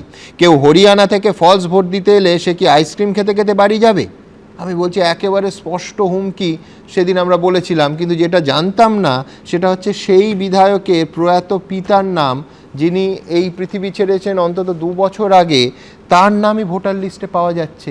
অর্থাৎ যিনি বাড়ি বাড়ি গিয়ে ভুয়ো ভোটার ধরার কথা জনপ্রতিনিধি হিসেবে নরেন্দ্রবাবুর উচিত কাজ করছেন, কিন্তু আমি বলছি তিনি নিজের বাড়ির তালিকাটাই ঠিক করলেন না। এবং বিশ্বাস করুন এই রকম উদাহরণ একটা নয়, পর পর কতগুলো দেব। বাঁকুড়ার তৃণমূলের অঞ্চল সভাপতির নিজের নাম 2 জায়গায়, নদিয়ার তৃণমূলের পঞ্চায়েত সমিতির সভাপতির নিজের নাম 2 জায়গায়, মুর্শিদাবাদের তৃণমূলের অঞ্চল সভাপতি 2 জায়গায় নাম। আমি বলছি এই উদাহরণগুলো দেখে এক্ষুনি সজল বলবে আসলে ইচ্ছে করে রেখেছেন 2 জায়গায় গিয়ে ভোট দেবেন বলে, আমি জানি না কারণ, কিন্তু আমি বলছি অন্যের বাড়ি গিয়ে তাদের ভোটার তালিকা যারা চেক করবেন সেই জনপ্রতিনিধি তারা নিজের বাড়িরটা চেক করছেন না কেন? আমি ঠিক এই প্রশ্ন নিয়ে, শাসক দলের দায়িত্বের প্রশ্ন নিয়ে দেবনারায়ণ সরকারের কাছে যাব। দেবনারায়ণদার সময় শুরু, এখন দেখবো শেক্সপিয়ারে নিয়ে কি বলে। না, আজকে দিল্লিতে এপিক নিয়ে যে যুদ্ধ শুরু হলো তা দিয়ে আমার সুকান্তের একটা কবিতা মনে পড়ছে, বিক্ষোভ কবিতা। জানো না তো কেউ পৃথিবী উঠেছে কেঁপে, ধরেছে সত্য মিথ্যার টুটি চেপে, ধরেছে মিথ্যা সত্যের টুটি চেপে। আমি ওখান থেকে একটু পাল্টাচ্ছি, ধরেছে সত্য মিথ্যার টুটি চেপে। কারণ আজকে যে ঘটনাগুলো ঘটলো, একটার পর একটা ঘটনা, একেবারে পুরো সংসদ অচল করে হলো। কিন্তু সেখানে শুধু নয়, অর্ণব যেটা বলেছে অবাঙালিদের মধ্যে এই এপিকের সমস্যা বেশি শুধু নয়, কল্যাণ বন্দ্যোপাধ্যায় আর একটা কথা বলেছে, যেখানে বিজেপির এমএলএ এমপি আছে সেখানে এই সমস্যাটা প্রবল। সুতরাং আর একটা সমস্যাও আছে। কিছুদিন আগে আমি দক্ষিণ 24 পরগনায় দেখেছিলাম বেশ কিছু অঞ্চলে এবং পৌরসভায় একেবারে অন্তত 50-60টা ভোটারের নাম করে বলা হচ্ছিল কারো বাড়ি একেবারে মানে মধ্য পিছে একেবারে উত্তরবঙ্গের বিভিন্ন জায়গায়, উত্তরবঙ্গের কোনোটা বাড়ি হচ্ছে মালদা, কারো বাড়ি কুচবিহার, এখানের সঙ্গে সব যার এবং তারা কি করেছে অনলাইনে সেগুলো ঢুকেছে। এগুলো কার ভোটার? আজকে বিশ্বনাথবাবু যে কথাটা বলছে যে শুধু সরকারের দ্বারা, এই সরকারের দ্বারাই কৌশলে ঢোকানো হয়েছে। আপনি বলবেন না যে সরকার আজকে যারা বিজেপি তারা তো এপিকের সমস্যা তারাই জড়িত? শুধু তাই না, এই যে বাংলাদেশি তথাকথিত একটা ধর্মের কথা বলছেন, আজকে কি একটা ধর্মের প্রশ্ন? অনেক হিন্দু ভোটার আজকে দক্ষিণ 24 পরগনা আসছে যাদের বাড়ি উত্তরবঙ্গে, অথচ তাদের কোনো খোঁজ নেই। এই ভোটাররা কারা? এরা তো একটা ধর্মে, সেটা তো হিন্দু, আর উনি হচ্ছে মুসলমান কথা একটা ধর্মের কথা বলেছেন। এইভাবে ধর্ম নিয়ে আপনি তৃণমূলের পরে দোষ দিচ্ছেন, বিজেপির পরে দোষ নেই। যেখানে যেখানে সবার আছে দেবনারায়ণদা, কিন্তু আপনি যে জেলাগুলোর কথা বললেন তাদের একাধিক জেলার তো জেলা শাসকরা প্রাইজ পেয়েছেন দারুণ কাজের জন্য। শুনুন একটা কথা সত্য, সাবোটেজ, এই যে যারা আজকে সরকারে আছে, সরকারে আছে না, এটা কে সাবোটেজ করলো? উনি কি বলেছেন? সমস্ত জেলা শাসক পায়নি এবং না, 4টে, কিন্তু তার ভেতরে আপনি যে জেলার কথা বললেন, হ্যাঁ, কিন্তু আপনি যদি বলেন আজকে এই যে আপনি ধরেন স্কুলের যে ইয়ে আছে, অ্যাসোসিয়েশন আছে, কারা বেশি? এখনো তৃণমূল সিপিএম বেশি। আজকে যদি কলেজ অ্যাসোসিয়েশন বলে এখনো সিপিএম বেশি। আজকে যদি চাকরিতে বলেন অনেক মানে নন তৃণমূল অনেকে আছে যারা সাবোটেজ করার চেষ্টা করে। মুখ্যমন্ত্রী সেইটাই বলতে চেয়েছেন। এখন প্রশ্ন হচ্ছে ধরা যাবে কি করে? দাদা 14 বছরে ধরা গেল না, কত মোটামুটি একটা এস্টিমেট বলুন যে এই ছদ্ম সিপিএম কে কবে ধরা যাবে? শুনুন, এগুলো এরা সাবোটেজ করার চেষ্টা করে। সরকারে আছে সত্য, কিন্তু আপনি বলতে পারবেন সবাই তৃণমূল করে না? তাহলে কেলেঙ্কারিও তো গণতন্ত্র থাকতো না, সেই করে না বলে সবাই 100% তৃণমূল। বিজেপির লোক আছে এই সরকারকে সাবোটেজ করে। সুতরাং এই জিনিসটা আপনি বলতে পারবেন না সরকার থাকলেই করবে, এটা কোনো বলা যায় না। লাস্টে যে কথাটা বলছে, truth is rarely pure and never simple, অর্থাৎ সত্য কখনো সুমধুর নয় এবং কখনো সরল নয়। পরিষ্কার কথা, সত্যের মধ্যে অনেক কষ্ট আছে। এই সত্যকে ধরতে হবে। এই সত্য করতে গেলে পুরো থরলি রিভাইজ করতে হবে। আমি বলছি নির্বাচন কমিশন যদি থরলি রিভাইজ না করে তাহলে এটাকে আর একটা কেলেঙ্কারি হবে। আজকে কত লোক আছে, আজকে সুকান্ত ভট্টাচার্য বলেছে যে 7,200 সাময়িক আছে, যদি 20,000 থাকে তাহলে সুকান্ত মজুমদার 20,000 থাকে তাহলে কি হবে? আজকে সত্যিকারে কেন করতে যাচ্ছে না? আজকে তো কোনো ডেট দিল না, এপ্রিল। আমি দেবনারায়ণদার এই অংশের সঙ্গে একমত, একদম আমি একমত। এটা পয়েন্ট আছে, প্লিজ আমি শুধু পার্থদার কাছে যাব, ধন্যবাদ দেবনানন্দা, আমি আসবো, কিন্তু পার্থদা আমি বলছি আপনারা এমনি বিধানসভা লোকসভা সব জায়গায় শূন্য, কিন্তু এখনো এত শক্তিশালী যে একটা সরকারের মধ্যে থেকে এত সাবোতাজ করে যাচ্ছেন। হ্যাঁ, ওই আপনার ভাষায় হচ্ছে শূন্যের ভূত এখনো দেখে চলেছে তৃণমূল কংগ্রেস। এবং বলছি যে সিপিএম সম্পর্কে এত এত ভয়। আমি একটা জিনিস বলছি, ইলেকশন কমিশন ছেড়ে দিন, চোখের সামনে আলোচনায় আছে স্কুল সার্ভিস কমিশন। ওখানে যা নিয়োগ দুর্নীতি হয়েছে ওই কমিশনটাকে, ওটাও একটা স্বশাসিত সংস্থা, তাতে জেলে গেছেন যারা তৃণমূলের মন্ত্রী থেকে শুরু করে ইউনিভার্সিটির ভিসি, সংসদের চেয়ারম্যান, সব কটা। আমি বলছি যতগুলো মন্ত্রী জেলে গেছেন দুর্নীতি, এগুলোও কি স্যাবোটাজ ছিল? আপনি রেশন দুর্নীতি, আবাস দুর্নীতি, আপনারা অর্পিতা দেবীর ফ্ল্যাটে টাকা রাখেন না তো?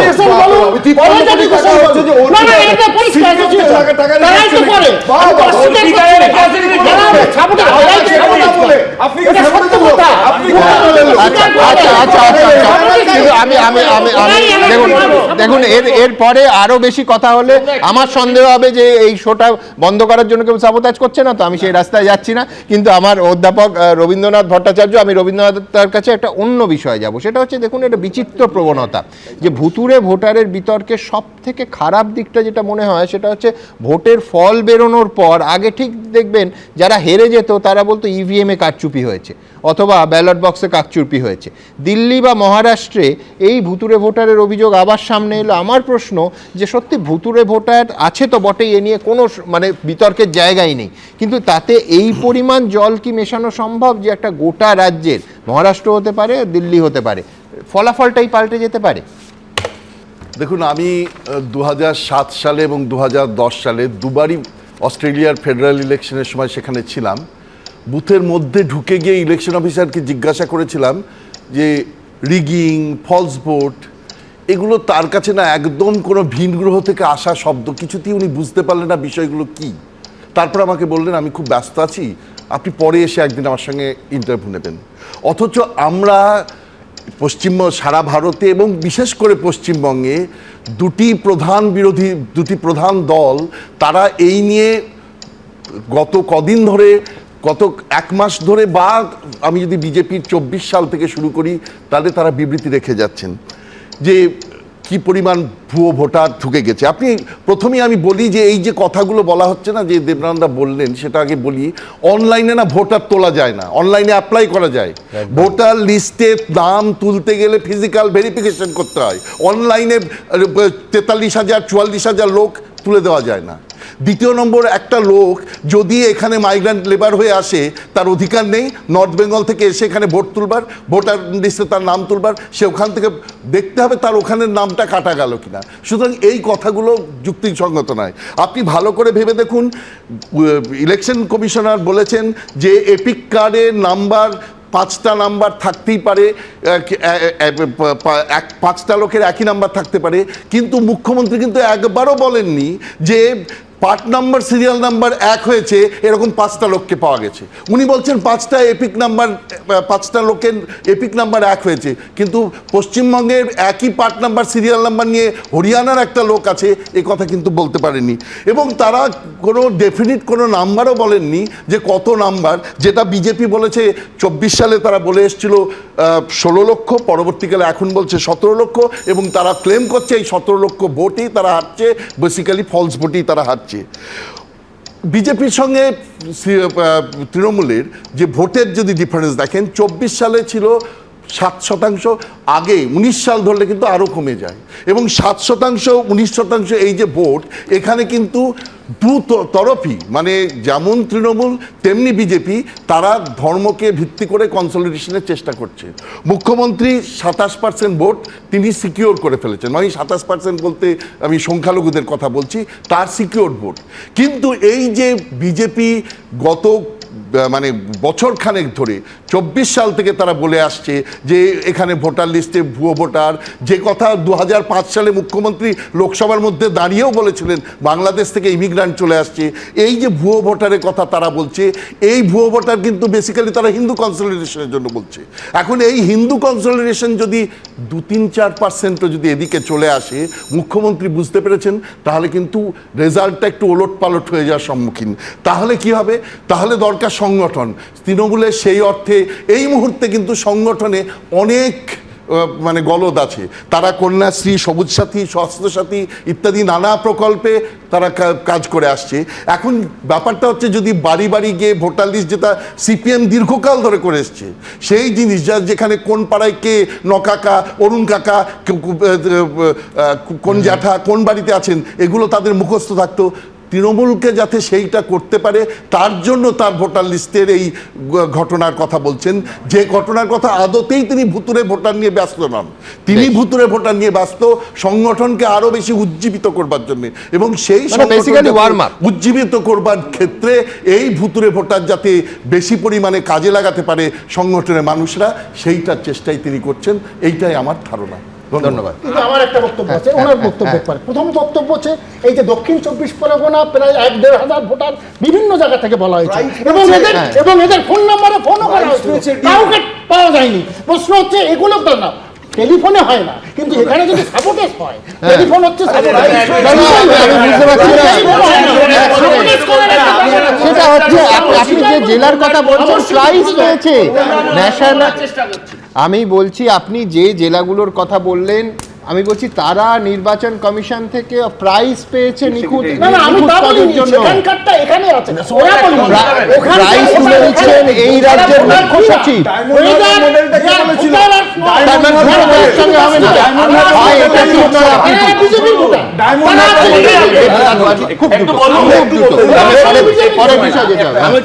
আমার মনে হয় রব ভাবে দেব, এই কারণেই বলছি যে আমরা আলোচনা করছি ভুয়ো ভোটার, সিরিয়াস আলোচনা আমাদের, কিন্তু যারা মানে এগুলো লঞ্চ করছে তারা কিন্তু ভোটের হাওয়া অর্থাৎ নির্বাচনী প্রচারে অ্যাকচুয়ালি পার্ট হিসাবে তারা এই ইস্যুটাকে এনেছে।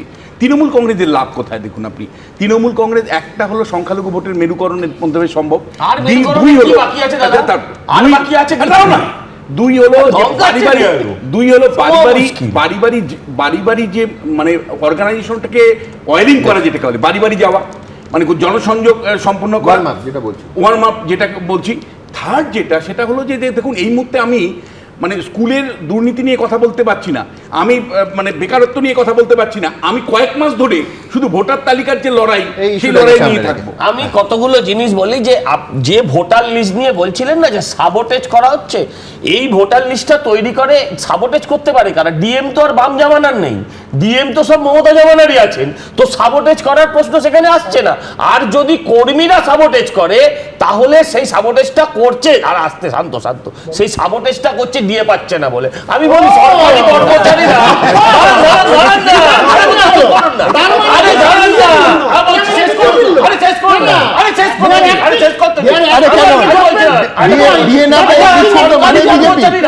সবাই সাবোটেজ করছে, শুধু পুলিশ কেন সাবোটেজ করছে না, পুলিশ কেন দালালি করছে সেটা বলতে দিন। তারাও তো ভালো বলে, পুলিশও তো আরে সাবোটেজ করছে। এই অনুষ্ঠান সাবোটেজ করতে দেবো না।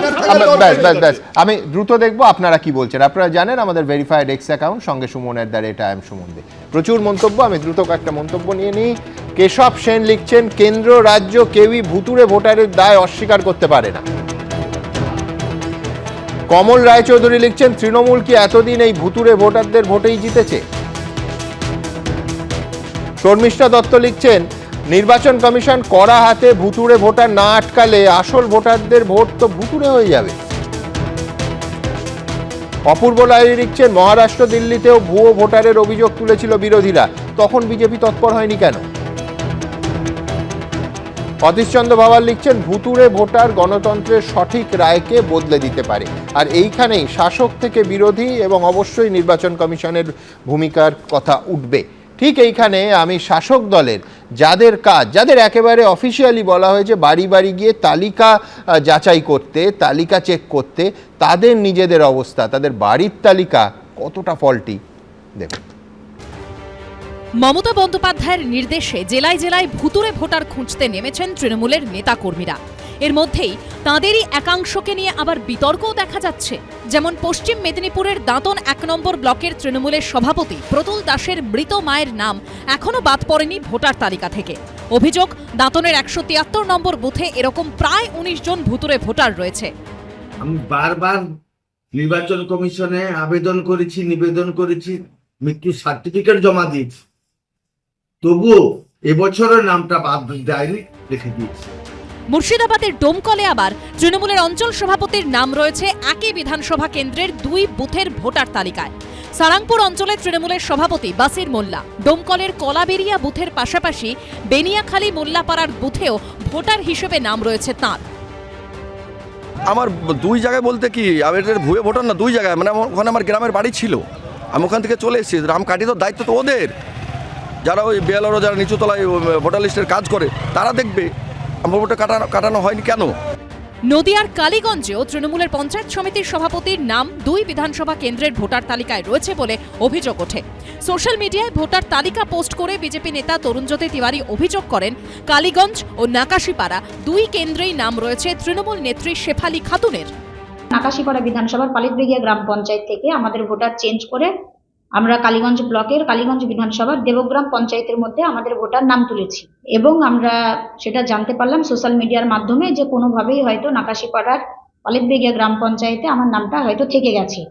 তাই সেটা আমার জানা ছিল না, আমি জানার সাথে সাথে সেটা আমি অফিসে সেটা আবেদন করেছি। বীরভূমের শিউড়িতে 2 কেন্দ্রের ভোটার হিসেবে আইএনটিটিউসির ব্লক সভাপতির নাম রয়েছে বলে অভিযোগ উঠেছে। আগেকার লিস্ট, এখনকার নয়, ওনাদেরকে এখন বার করে দেখতে বলুন যে আছে কি নেই আমার নাম।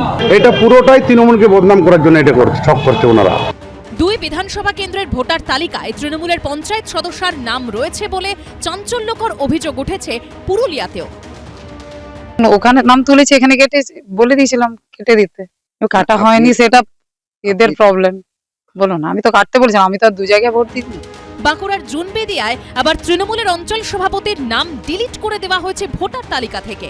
কোচবিহারের মাথাভাঙার তৃণমূল বুথ সভাপতি বিনোদ বর্মনের অভিযোগ, নির্বাচন কমিশনের ওয়েবসাইটে তার এপিক নম্বরে দেখাচ্ছে আরেক বিনোদের নাম, যিনি উত্তরপ্রদেশের আজমগড়ের বাসিন্দা। ভোটার তালিকার এই ভুরি ভুরি ভূত বিধানসভা ভোটের আগে বিদায় হয় কিনা সেটাই এখন দেখার। অমিত জানা ও রাজীব চৌধুরীর রিপোর্ট, এবিপি আনন্দ। ঠিক এইখান থেকে আমি এই অনুষ্ঠানের দ্বিতীয় অংশে আসব, যেখানে আজকে শুভেন্দু অধিকারী বললেন 10 মাস পরে বাংলার ক্ষমতায় আসবে বিজেপি। বিরোধী রাজনৈতিক দল বলতেই পারেন, কিন্তু পরের বাক্যটা নিয়ে আমাদের স্পষ্ট আপত্তি আছে। তৃণমূলে জিতে আসা মুসলিম বিধায়কদের চ্যাংদোলা করে রাস্তায় ফেলবো। ঠিক কি বললেন? আবার তার জবাব দিলেন শওকত মোল্লা যে গায়ে হাত লাগালে আমরাও দেখে নেব। ভোটের এখনো 1 বছর বাকি আছে।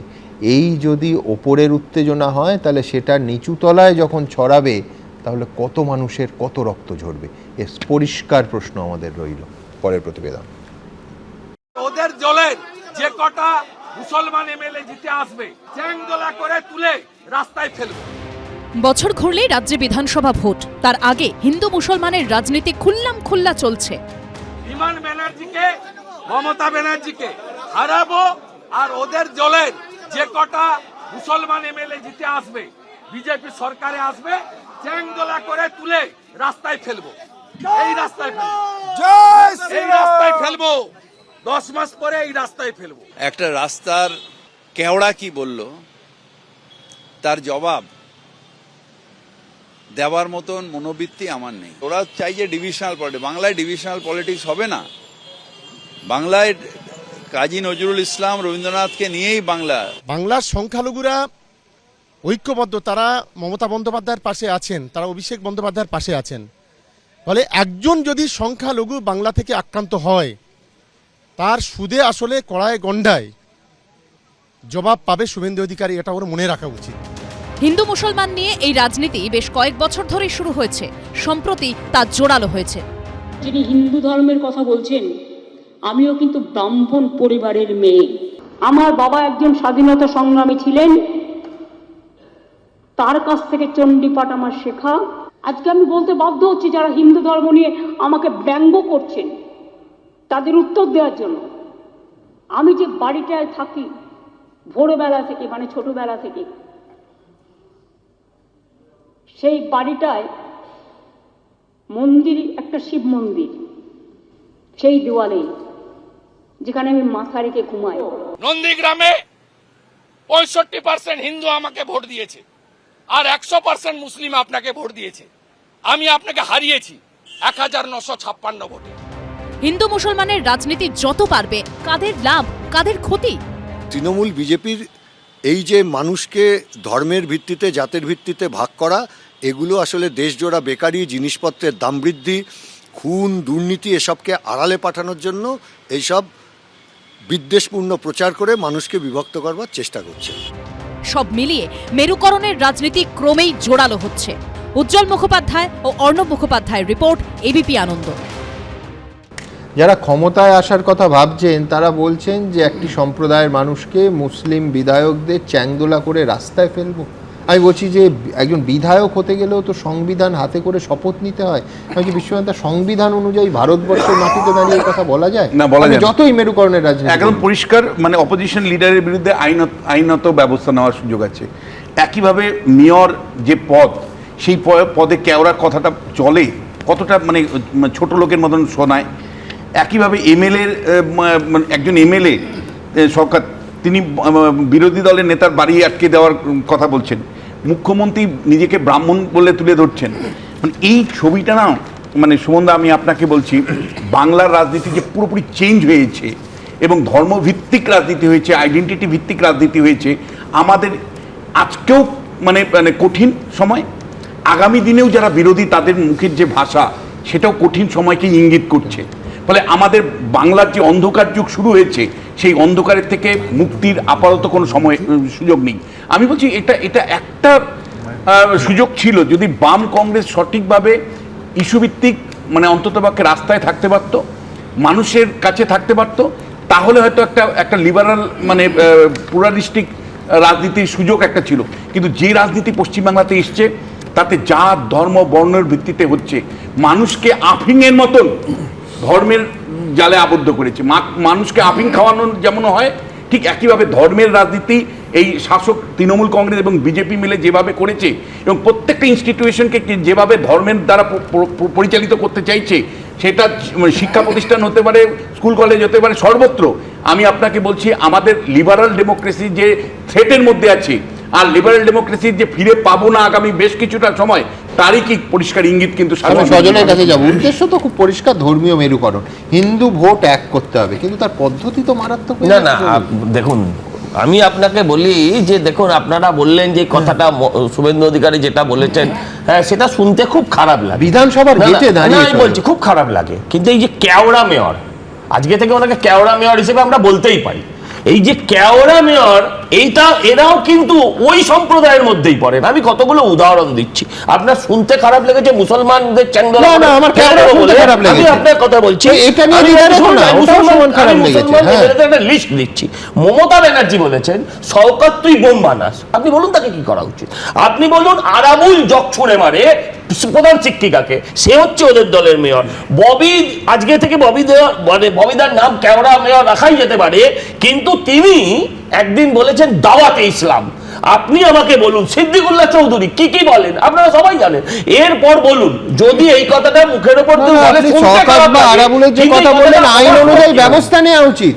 আমি বলছি পুরোটা হুমকি আর গালিগালাজে থাকতে পারে না তো। মমতা ব্যানার্জি নিজে বলছেন, পুলিশ মন্ত্রী বলছেন শওকত তুই বোম বাঁধিস। না, তা বলেনি। কি বলছেন? কি বলছেন? এখানে বোম বাঁধা হয়।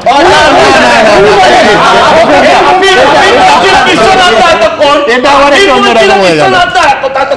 সেই আফিমের আক্রান্ত মনে হচ্ছে আপনি। না, এটা এবং ক্যামেরা এবং আর্কাইভ সেই কথা বলছে না। কিন্তু আমি বলছি যে ইস্যুটা খুব পরিষ্কার, সেটা হচ্ছে শাসক এবং বিরোধী সবাই যদি হিংস্র মেরুকরণের রাস্তায় হাঁটে, এই উত্তেজনা, আমি বলছি মেক নো মিস্টেক, যারা বড় রাজনীতি করেন, যারা শহুরে রাজনীতি করেন, সিকিউরিটি নিয়ে রাজনীতি করেন, তাদের গায়ে হয়তো আঁচল লাগবে না, কিন্তু আঁচল লাগবে প্রতিদিন হিংসার বলি হবে তৃণমূল স্তরে। দলের বলছি না, দলের তো বটেই, তৃণমূল স্তরের বিজেপি, বাম, তৃণমূল, কংগ্রেস যারা রাজনীতি করে সেই নিচু তলায় এই উত্তেজনা তো ছড়াবে। আপনি ভুলে গেলেন 2021-এর বিধানসভা নির্বাচনের পরে মাত্র 5 দিনে 35টা মানুষের মৃত্যু ঘটেছিল। তার আগের প্রেক্ষাপট দেখুন, এক একজন চড়া গলায় যেভাবে হুমকি দিয়েছে, এক একজন যেভাবে হিংসা চলিয়েছিল, শাসক বিরোধী দুই পক্ষই, তারই পরিণামে 35টা। আমি শুধু দুটো কথা বলবো, যে এক, যে আপনার মানে চ্যাপ্টার 1 অফ দিস প্রোগ্রাম আজকে সন্ধ্যাবেলায় যা করছিলেন যে ভোটার লিস্ট, সেখানে হচ্ছে মেরুকরণের অস্ত্র হিসেবে ব্যবহার হচ্ছে। একদম বিকেল সন্ধ্যাতেই হচ্ছে আপনি দেখতে পেলেন শুভেন্দু অধিকারীর ভাষা, সেটাই হচ্ছে মেরুকরণেরই ভাষা। এবং পাল্টা ববি হাকিম যা বললেন, আমার তো সত্যি ভাবতে লাগছে, অবাক লাগছে, লজ্জাও লাগছে যে সুভাষ বসু, চিত্তরঞ্জন দাস যে চেয়ারে বসেছিলেন সেখানে এখন যারা বসে তাদের মুখ দিয়ে ভাবা এই ভাষা। কিন্তু মুশকিলটা হচ্ছে যে রাজনীতি এতটাই করুণ পরিণতি। এই যে বলছেন না শুভেন্দু অধিকারী যে মুসলিম এমএলএদের চ্যাংদোলা করবেন, আমি বলছি যে জিতে আসলে এবং তারা যদি দল বদলে সহমত হয় তাহলে চ্যাংদোলার বদলে কোলাকুলি করে দলে নেবেন, এটা হচ্ছে তার নিজের ইতিহাস। এবং একই সাথে আমি বললাম যে সমীকরণ তার জায়গায়, কিন্তু মারাত্মক স্পষ্টত একটা জিনিস মনে হয়েছে যে পশ্চিমবাংলায় 2011 সালের পর থেকে যেই ক্ষমতায় এসে থাকুক না কেন, একটা পলিটিক্যাল ডিগ্রেডেশন হয়েছে এই কথাবার্তা বলা নিয়ে, আর একটা পলিটিক্যাল কালচারেরও একটা চেঞ্জ হয়েছে। আপনি বুদ্ধদেব ভট্টাচার্য বিধান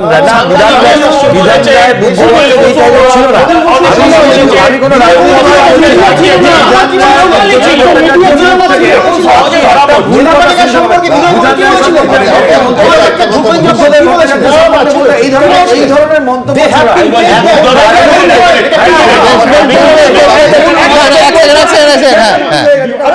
আপনি একটা খুব ভালো কথা বলেছেন যে বুদ্ধদেব ভট্টাচার্য সম্বন্ধে। বুদ্ধদেব ভট্টাচার্য সম্বন্ধে সবচেয়ে খারাপ যে ছেলেটি বলেছে সেই ছেলেটিকে দেখতে আবার মনে হচ্ছে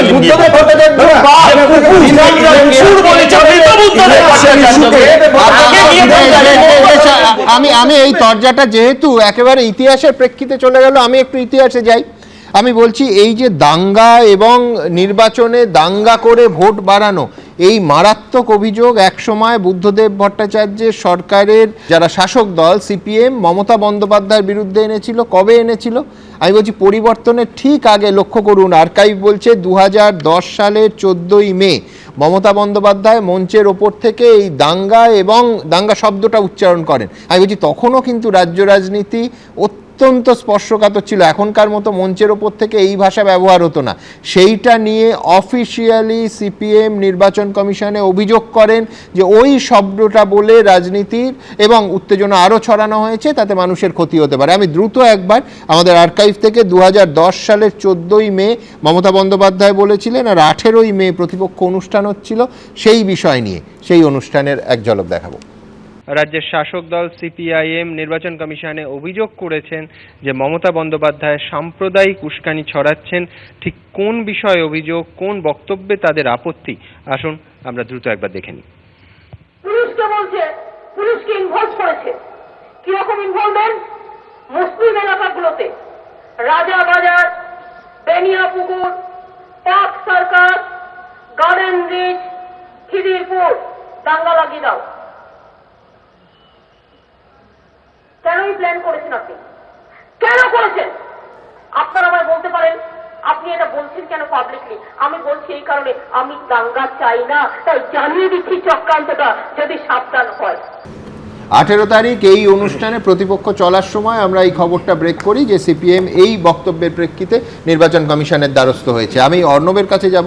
অর্ণব, এক হচ্ছে নিঃসন্দেহে তুমি নিন্দা করবে, কিন্তু আমি পাশাপাশি বলছি যে অনেক বাস্তবসম্মত শাসক দলের নিন্দাটা শোনাতো যদি ভরতপুরের বিধায়ক হুমায়ুন কবির যেদিন বলেছিলেন যে 2 ঘন্টার মধ্যে তোমাদের যদি ভাগীরথীর গঙ্গায় না ফেলতে পারি রাজনীতি থেকে সরে যাব, 30% লোক মুর্শিদাবাদ জেলায়, আমরা 70%।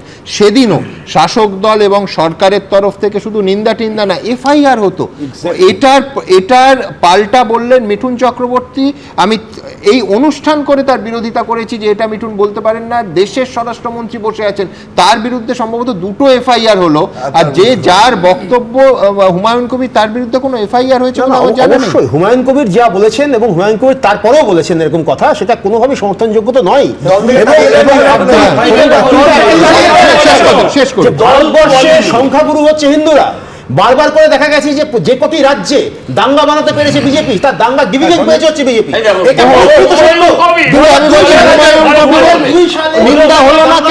পর থেকে ওরা বুঝে গেছে যে এইটা যদি করা যায়, এবং তারপর থেকে মুজফফরনগরের দাঙ্গা, যে দাঙ্গার পরে হুমায়ুন কবির যে কথা বলেছেন সেটা কেন নিন্দাযোগ্য নয়, কেন এফআইআর হবে না? আমি আবার অর্ণবের কাছে আসবো, একবার দেখিয়ে দেবো। কত ধানে কত চাল হয়, 2 ঘন্টার মধ্যে তোমাদেরকে যদি ভাগীরথীর গঙ্গায় না ফেলতে পারি রাজনীতি থেকে সরে যাব, শক্তিপুর এলাকায় বসবাস করা বন্ধ করে দেবো। তোমরা হাতির 5 পা দেখেছো, কিন্তু যদি ভেবে থাকো যে 30% লোক মুর্শিদাবাদ জেলায় আর আমরা 70%, দেখুন এই পশ্চিমবঙ্গ হচ্ছে সেই রাজ্য যেখানে আসানসোলের ইমাম যখন এই ধরনের একটা সংঘর্ষের ঘটনা হচ্ছে, একমাত্র পুত্র মারা গেছে, তার শরীরটা নিয়ে বলছেন যে কোনোভাবে এই উত্তেজনা ছড়ানো যাবে না এবং শান্তির কথা বলছেন। আমি বলছি এইটা হচ্ছে পশ্চিমবঙ্গ। আমি বলছি অর্ণব, এইটা সমান নিন্দা করলে আজকে নিন্দাটা অনেক বাস্তবসম্মত শোনাতো। একদমই তাই। বলতে দাও, বিজেপির যে ডিজাইনটা, সেই ডিজাইনটা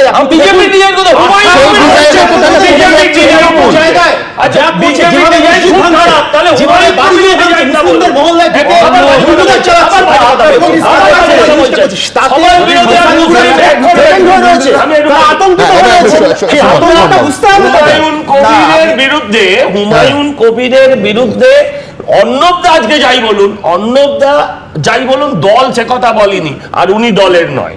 আমার কাছে এটা পরিষ্কার। আমি বৈধ অবৈধ পুলিশ ছেড়ে দিন, পুলিশ তো আমি পুলিশে অনেক পরে আসছি, পুলিশ কিছু করে না এই রাজ্যে, কিন্তু দলের পক্ষ থেকে কেউ নিন্দা করেনি একবারের জন্য, সাবধানও করেনি উনি, বরংবার এই ধরনের কথা বলেন। আমি বলছি এই ধরনের মানুষকে যদি কেউ বলে চ্যাং দোলা করে ফেলে দেওয়া হবে, তাহলে খুব অন্যায়, শুনতে খারাপ লাগে, কিন্তু এটাই যে বাস্তব সত্য।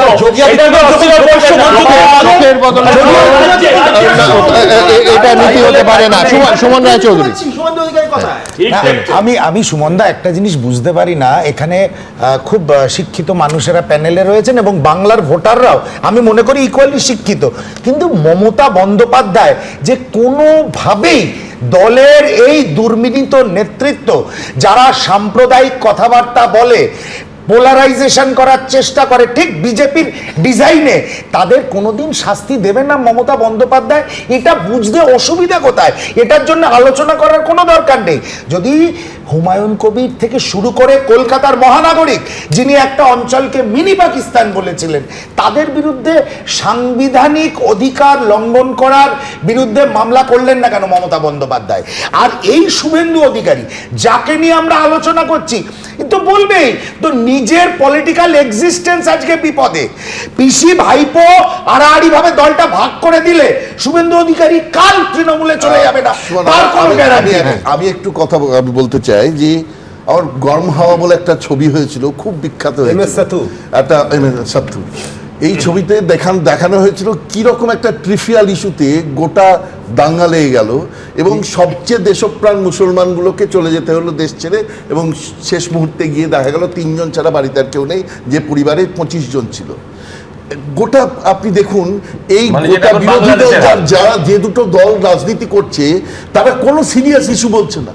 আপনি দেখুন একটা সিরিয়াস ইস্যু, এত লোকের চাকরি নেই, ছেলে মেয়েগুলো রাস্তায় বসে আছে, বিজেপি মাথাব্যথা আছে, বিজেপি করাচ্ছেন, বিজেপি মাথাব্যথা আছে, ছেলে মেয়েগুলো দিনের পর দিন রাস্তায় বসে আছে। কেন্দ্রীয় সরকার দিয়েছে সিরিয়াস পলিটিক্স নেই, সিরিয়াস ইস্যু শুধু স্বীকৃতি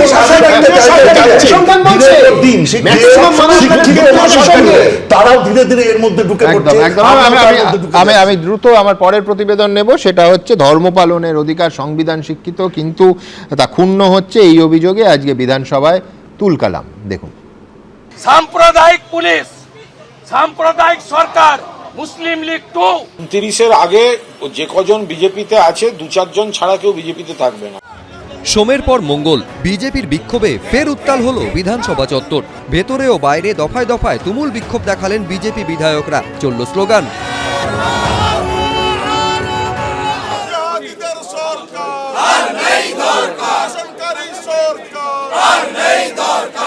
সূত্রের খবর, মঙ্গলবার বিধানসভায় বিজেপি বিধায়করা অভিযোগ তোলেন, ধর্ম পালনের অধিকার সংবিধান স্বীকৃত হলেও রাজ্যে তা ক্ষুণ্ণ হচ্ছে। এ নিয়ে মুলতবি প্রস্তাব আনে বিজেপি, কিন্তু অধ্যক্ষ সেই প্রস্তাব খারিজ করে দেন। এরপর বিধানসভার গেটে সরকারি নথির কাগজ ছিঁড়ে প্রতিবাদ দেখান বিজেপি বিধায়করা। মুলতবি প্রস্তাব কিন্তু শেষ পর্যন্ত খারিজ হয়ে যায়। এরপরই আমরা দেখতে পাই বিজেপি বিধায়করা তারা প্রতিবাদ জানাতে থাকেন এবং তারপর সেখানে কিছুক্ষণ স্লোগান দেওয়ার পর তারা বেরিয়ে আসেন। সেই সময় তারা কাগজ ছিঁড়ে তাদের প্রতিবাদ জানাচ্ছিলেন। একাধিক মূর্তি এবং মন্দির ভাঙা হয়েছে। আজকে অ্যাডজর্নমেন্ট মোশন এনেছিলেন শঙ্কর ঘোষ, অশোক দিন্দা, অম্বিকা রায়, তাদেরকে পড়তে পর্যন্ত দেওয়া হয়নি। স্বাভাবিকভাবে পশ্চিমবাংলায় শুধু হিন্দুরা নয়, হিন্দু দেবী মন্দির কোনোটাই আজকে তাদের নিরাপত্তা দিতে এই সরকার ব্যর্থ। ধর্মীয় বিদ্বেষমূলক প্ররোচনা দিয়ে ভোট বাক্সে সফল হওয়া যায় না। বাংলায় মন্দির, মসজিদ, গির্জা, যে যে ধর্মের যা যা আছে সবাই সসম্মানে সুরক্ষিত। ওয়াকআউট করে বিজেপি বিধায়করা যখন বাইরে বেরিয়ে আসছেন সেই সময় অধ্যক্ষ বলেন, আমি আমার সচিবালয়কে নির্দেশ দিচ্ছি এখন থেকে বিরোধী বিধায়কদের কোনো রকম সরকারি কাগজপত্র দেবেন না। এভাবে নৃশংসভাবে, নৃশংস শব্দটা আমি বলছি, ওরা আমাদের সরকারি কাগজগুলো ছিঁড়ছিল, আমার খুব কষ্ট হচ্ছিল। সেই জন্য আমি বাধ্য হয়ে সিদ্ধান্ত নিয়েছি আগামী কাল থেকে বা হেন্স আফটার কোনো সরকারি কাগজ ওদের দেওয়া হবে না। ওরা অন্য যেখান থেকে পারবেন ওরা সেখান থেকে জানবেন। বুধবার যাদবপুর কাণ্ড সহ একাধিক ইস্যুতে মুলতবি প্রস্তাব আনা হবে বলে জানিয়েছে বিজেপি। উজ্জ্বল মুখোপাধ্যায়, আশাবুল হোসেন, কৃষ্ণেন্দু অধিকারী, এবিপি আনন্দ। দেখুন, একদিকে হিন্দু তোষণের অভিযোগ, অন্যদিকে মুসলিম তোষণের অভিযোগ, তারপর থেকে তার মধ্যিখান থেকে আমি আমার তৃতীয় ইস্যুতে চলে যাব, যেটা মারাত্মক আমাদের প্রত্যেকের পক্ষে। তার কারণ পানিহাটিতে 1-2 বিঘে না 83 বিঘের অমরাবতী মাঠ, যে মাঠে বহুবার বুদ্ধদেব ভট্টাচার্য থেকে, জ্যোতি বসু থেকে, মমতা বন্দ্যোপাধ্যায়ের সভা হয়েছে, সেটা প্রমোটারের দখলে চলে যাচ্ছে। এবং সেই অভিযোগ পানিহাটির পুরসভার যুক্ত থাকার বিরুদ্ধে, এবং পুরপ্রধানকে ইস্তফার নির্দেশ দিয়েছিলেন স্বয়ং মুখ্যমন্ত্রী। এতদিন মানে শনিবার সম্ভবত সেই নির্দেশ তার কাছে যায়, তিনি ইস্তফা দেননি। আজকে ফিরহাদ হাকিম আবার মনে করিয়ে দেয়, আজকে ফিরহাদ হাকিমের কাছে এসে এই খানিকক্ষণ আগে তার সঙ্গে দেখা করে পানিহাটি পুরসভার চেয়ারম্যান ইস্তফা পত্র জমা দিলেন। আমি দ্রুত প্রথম প্রতিবেদনটা দেখব, তারপর এর একটা অংশ আছে যেটা ইউনিভার্সাল, শুধু পানিহাটির ব্যাপার না, গোটা রাজ্যের ব্যাপার, এই কলকাতা শহরের একাধিক জায়গার ব্যাপার। কিন্তু প্রথমে প্রতিবেদন। পানিহাটি পুরসভার অমরাবতীর মাঠ নিয়ে বিতর্কের জেরে তৃণমূল পরিচালিত পানিহাটি পুরসভার চেয়ারম্যানকে ইস্তফা দিতে হলো। তবে দীর্ঘ টানাপোড়েনের পর সেজন্য হস্তক্ষেপ করতে হলো খোদ মুখ্যমন্ত্রীকে। তৃণমূল পরিচালিত পুরসভার চেয়ারম্যানকে পদত্যাগের নির্দেশ দেন তিনি। ফোন করেন খোদ পুরমন্ত্রী ফিরহাদ হাকিমও, কিন্তু তারপরেও চেয়ারম্যানের গলায় শোনা যায় চক্রান্তের সুর। মুখ্যমন্ত্রীর অনুরোধটাই আমার কাছে এসছে, সেটাকেই আমি চিন্তা করি। উনি চান পদত্যাগ করি, চক্রান্ত অবশ্যই চক্রান্ত। শেষ অবধি মঙ্গলবার রাতে পদত্যাগ করলেন পানিহাটি পুরসভার চেয়ারম্যান। পানিহাটির ফুসফুস বলে পরিচিত এই অমরাবতী মাঠ বিক্রির জল্পনা ঘিরেই যাবতীয় বিতর্ক। প্রশ্ন উঠছে, এই মাঠের দিকেই কি নজর প্রমোটারদের? প্রমোটার চক্র কি সক্রিয় হয়ে উঠেছে? স্থানীয় প্রশাসন মাঠ ধ্বংসের বিষয়টি জেনেও চুপ রয়েছে। এই অভিযোগ তুলে প্রতিবাদে নামেন স্থানীয়রা। যুক্ত হয় বিরোধী রাজনৈতিক দল ও মানবাধিকার সংগঠনও। বিষয়টি নজরে আসে শাসক দলের উচ্চ নেতৃত্বেরও। অমরাবতী খেলার মাঠ নিয়ে একটা বিতর্ক তৈরি হয়েছিল। মুখ্যমন্ত্রী মমতা ব্যানার্জির কানে পৌঁছানোর সঙ্গে সঙ্গে তিনি নিজে ব্যক্তিগত স্তরে কথাবার্তা বলে তিনি পুরো প্রক্রিয়াটা বন্ধ করে দিয়েছেন। মানে অমরাবতীর খেলার মাঠে যে অভিযোগ আসছিল যে ওটা কোথাও আবাসন হবে, কিছু হবে, সেই পুরো প্রক্রিয়াটা বন্ধ। ওই জমিটা রাজ্য সরকার অধিগ্রহণ করে নেবে। কিন্তু যে জমি ঘিরে বিতর্ক, তার মালিকানা রয়েছে society for protection of children in India নামে একটি স্বেচ্ছাসেবী সংগঠনের হাতে। তাদের অভিযোগ, জমিটি বর্তমানে বেদখল হয়ে গিয়েছে। পুরসভার তরফে দাবি করা হয় সংগঠনের হাতে তুলে দিতেই জমিটি পরিষ্কার করা হচ্ছিল। কিন্তু অভিযোগ ওঠে অমরাবতীর মাঠ প্রমোটারের হাতে তুলে দেওয়া হচ্ছে। এর মধ্যেই এবার হস্তক্ষেপ করলেন খোদ মুখ্যমন্ত্রী। সূত্রের খবর, তৃণমূল পরিচালিত পানিহাটির পুরপ্রধান মলয় রায়কে পদত্যাগ করার নির্দেশ দেন তিনি। কিন্তু তারপরেও চেয়ারম্যানের গলায় শোনা যায় চক্রান্তের সুর। বিভ্রান্তমূলক ঘটনাকে কেন্দ্র করে যারা এই ঘটনা ঘটালো, তারা এইভাবে ঘটাতে থাকলে মুখ্যমন্ত্রী মুশকিল হবে, আমাদের কিছু হবে না। এটা তো অনেকে মুখ্যমন্ত্রীর কাছে মুখোশ পরে সুন্দরভাবে মানে এটাকে রূপটাকে ভালো রেখেছেন। চক্রান্ত তো অবশ্যই চক্রান্ত করছে, আমাদেরই লোকজন করছে, আমাদের লোকজনই করছে। কোনো একজন প্রভাবশালী নেতা আমাদের দলেরই, তিনি এটাকে মদত দিয়েছেন, তার মদতে এটা হলো। মাঠ নিয়ে চক্রান্ত তো পার্থভৌমিক আর নির্মল ঘোষের গোষ্ঠীর বিবাদ, সেটা চক্রান্তের শিকার হয়ে আজকে মলয় রায়কে পদত্যাগ করতে হচ্ছে। এটা টোটালি ওদের গোষ্ঠীর অভ্যন্তরীণ ব্যাপার, এর ভেতরে আমরা বেশি বিশেষ করব। পুরমন্ত্রীর বার্তা পাওয়ার পর পুরপ্রধান জানান পুরমন্ত্রী ও মুখ্যমন্ত্রীকে তিনি চিঠি লিখেছেন, তবে খামবন্দি চিঠিতে কি লিখেছেন তা স্পষ্ট করতে চাননি। মুখ্যমন্ত্রীর চিঠি তো আমি কাউকে দেখাবো না, পৌরমন্ত্রীর চিঠিও কাউকে দেখাবো না। এক না দেহত্যাগ, এটা তো বলতে পারছি না। এরপর রাতে চেতলায় এসে পুরমন্ত্রী ফিরহাদ হাকিমের সঙ্গে দেখা করে পানিহাটি পুরসভার চেয়ারম্যানের পদে ইস্তফাপত্র জমা দেন মলয় রায়। আমাদের নেত্রী ওনাকে দায়িত্ব দিয়েছিলেন পানিহাটি, নিশ্চয়ই নেত্রীর মাথায় কিছু আছে যে ওনাকে অন্য কোনো দায়িত্ব দেবেন বা পার্টির কোনো কাজে লাগাবেন। পদত্যাগপত্র তো আমি নেওয়ার কেউ না, এসডিও নেবেন। তো উনি একটা ইচ্ছা প্রকাশ করে দিয়েছেন আমাদের, এবং সিএম এর নামে একটা দিয়েছেন, ওটা আমি দিয়ে দেবো। ওটা দলের ভেতরের ব্যাপার, কিন্তু উনি এসডিওকে দেবেন। বলেছিলাম সন্ধ্যের পর আমি যাব, গিয়ে ব্যাপারটা আমি করবো, কারণ হায়েস্ট নেত্রী যখন বলে দিয়েছেন স্বাভাবিকভাবেই তার নির্দেশ আমাকে মানতেই হবে। যখন দলটা করি অবশ্যই দিয়ে দিয়েছি, আমি মন্ত্রীকে দিয়েছি, লিখে দিয়েছি, এসডিওকে কালকে দিয়ে দেবো। মুখ্যমন্ত্রীকে লেখা চিঠি তুলে দেন ফিরহাদের হাতে। সমীরণ পাল, সত্যজিৎ বৈদ্য, অর্ণব মুখোপাধ্যায়, এবিপি আনন্দ। আমি উল্টো দিক থেকে অর্ণবের কাছে আসবো। অর্ণব, এক হচ্ছে যে পুরসভার এবং অবশ্যই লেড বাই পুরপ্রধান, তার ইনভলভমেন্ট যদি না পাওয়া যায় তাহলে মমতা বন্দ্যোপাধ্যায় কি পুরপ্রধানকে ইস্তফা দিতে বলতেন? প্রশ্ন এক। দুই হচ্ছে পুরসভার জ্ঞাতার্থে অভিযোগ যদি সত্যি হয় 83 বিঘের খেলার মাঠ প্রমোটারদের হাতে যাচ্ছে, মারাত্মক। আমি বলছি তারপরও এটাও একটা নতুন ব্যাপার যে আমি জানি না এই প্রমোটাররা কতটা শক্তিশালী। মুখ্যমন্ত্রী মমতা বন্দ্যোপাধ্যায় এবং দলনেত্রী মমতা বন্দ্যোপাধ্যায় নির্দেশ পাওয়ার পরও শনিবার নির্দেশ যদি পেয়ে থাকেন, মঙ্গলবার তাকে আবার মনে করিয়ে দিতে হলো। একদমই তাই। আমি একটু মনে করে দিচ্ছি আপনাকে, আমার যতদূর মনে পড়ছে আজ থেকে প্রায় 7-8 বছর আগের কথা। শোভন চট্টোপাধ্যায় তখন কলকাতার মেয়র, এই কসবা অঞ্চলেই অন ক্যামেরা একটা ঠিক এইরকম ভাবেই একটা জলা জমি বোঝানো হচ্ছিল, সেটা উনি দাঁড়িয়ে থেকে ওই বোঝানোর কাজটা আটকেছিলেন। এবং সেই দিনও কিন্তু শোভন চট্টোপাধ্যায় একটা কথা বলেছিলেন যে মনে রাখবেন যে মুখ্যমন্ত্রী মমতা বন্দ্যোপাধ্যায় কোনোভাবে এই ধরনের কাজগুলোকে বরদাস্ত করেন না, আমি দাঁড়িয়ে থেকে এই ধরনের অন্যায় বন্ধ করছি। এই ক্ষেত্রেও কিন্তু দেখলাম আমরা যে মুখ্যমন্ত্রীর এই কড়া নির্দেশ, এই নির্দেশের পর ভেতরে কি হয়েছে বলতে পারবো না এক্স্যাক্টলি কি হয়েছে, কিন্তু গত 14 বছরে কলকাতার আশেপাশে এলাকার যা জলা জমি, না না একদম 14 নয়, আমি 24, একদম আমি একমত। 34 বছর যোগ করে নাও, কিন্তু আমি বলছি থামেনি তো, থামেনি। আমার কোনো অসুবিধা নেই না, এই ইকোনমিক ফোর্সের কি অবস্থা হয়েছে, এই বিরাট বড় ইকোনমিক ফোর্স, এই ইকোনমিক ফোর্সের সঙ্গে রাজনৈতিক দলগুলো কম্প্রোমাইজ করে।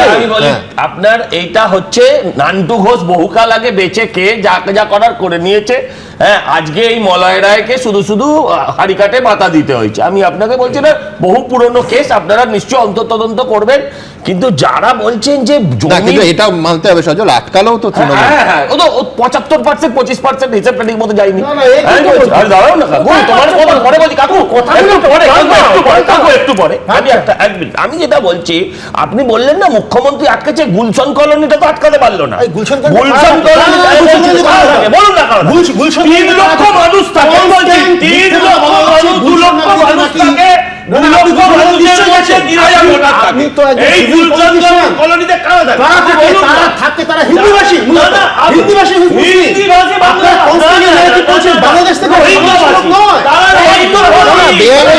বাংলাভাষী হতে পারেন, হিন্দিভাষী হতে পারেন, বেআইনি ভাবে থাকলে তাকে তাড়াতে হবে। পার্থদা মানে আমি বলছি যে আমি বারবার যেটা বলি, একটা নতুন PPP model, police, politician, promoter, এই 3 জন যদি এক না হয়, এত বড় কেন, এর অর্ধেক, এর সিকিভাগের জমিও হাতছাড়া সম্ভব না। মঞ্চের ওপর থেকে মুখ্যমন্ত্রী বারবার বলেছেন যে সরকারি জমি বেদখল হয়ে যাচ্ছে, জলা জমি বুঝে যাচ্ছে, বাচ্চাদের খেলার মাঠ দখল হয়ে যাচ্ছে। এই তো প্রসেস। এবং আমি এখানে অর্ণবের সঙ্গে একমত যে বাম আমল থেকেই এই প্রসেস চলছে। হ্যাঁ, আমি বলছি যে সেই প্রসেস তার আগে থেকেও আমি বললাম যে, কিন্তু কথা হচ্ছে যে আপনি যদি গত 10-12 বছর দেখেন, আপনাদের এখানে অনেক সমীক্ষা রিপোর্ট আছে, আমাদের সবুজ গ্রিন কাভার লস বলতে যা বোঝায়, স্যাটেলাইটে 30% লস হয়েছে। আমি বললাম এর দায়টুকু তো নিক, আমি বললাম অন্য কিছু তার আগের দায়টা না বামেরা নেবে। আচ্ছা, এবার আমি আপনাকে বলছি, আপনি যে সত্যটা বললাম, আমি কথাটা বলে নিই যে পিপিপি মডেল আপনি যেটা বললেন, এটা আরেকটা উদাহরণ আপনি গতকাল ঘটেছে। এটা তো আপনি সোদপুর পানিহাটির ফুসফুস বললেন, আমরা হুগলির দাঁতপুরে যে ঘটনাটা ঘটেছে সেখানে দাঁড়িয়ে হচ্ছে যে পাট্টা পাওয়া জমি আদিবাসী মানুষ চাষ করত, সেই জমি হচ্ছে তৃণমূলের মাফিয়া, তৃণমূল আশ্রিত মাফিয়ারা তারা গেছে সরকারি জমি দখল করতে, মানুষের প্রতিরোধে পিছু উঠেছে। আমি বলছি যে জায়গায় জায়গায় কিন্তু এটাই ফেস করতে হবে। আজকের ওখানে 75-25 ভাগের যেমন গল্প আছে, মানুষের রিয়াকশন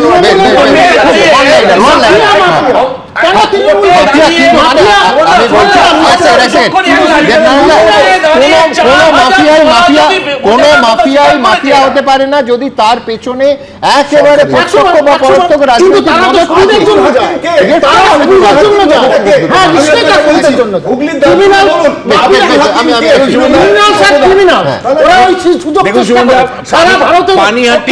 পানিহাটির জমি ফেরত পাওয়াটা মূলত মানুষের গণ আন্দোলনের মধ্য দিয়েই হলো। মানুষ অংশ নিয়েছে, প্রতিবাদ করেছে, বেআব্রু হয়েছে শাসক দল, এটা এক্সেপশনাল। জেনারেল যদি আপনি গত 10-12 বছর ধরে দেখেন, শুধু এবিপি আনন্দের স্টুডিওতে যে আমরা আলোচনা করেছি, দিনের পর দিন জলাজমিগুলোকে বুঝে আমাদের যেটা প্রশ্ন এখানে একটা পলিটিক্স আছে। কি পলিটিক্স?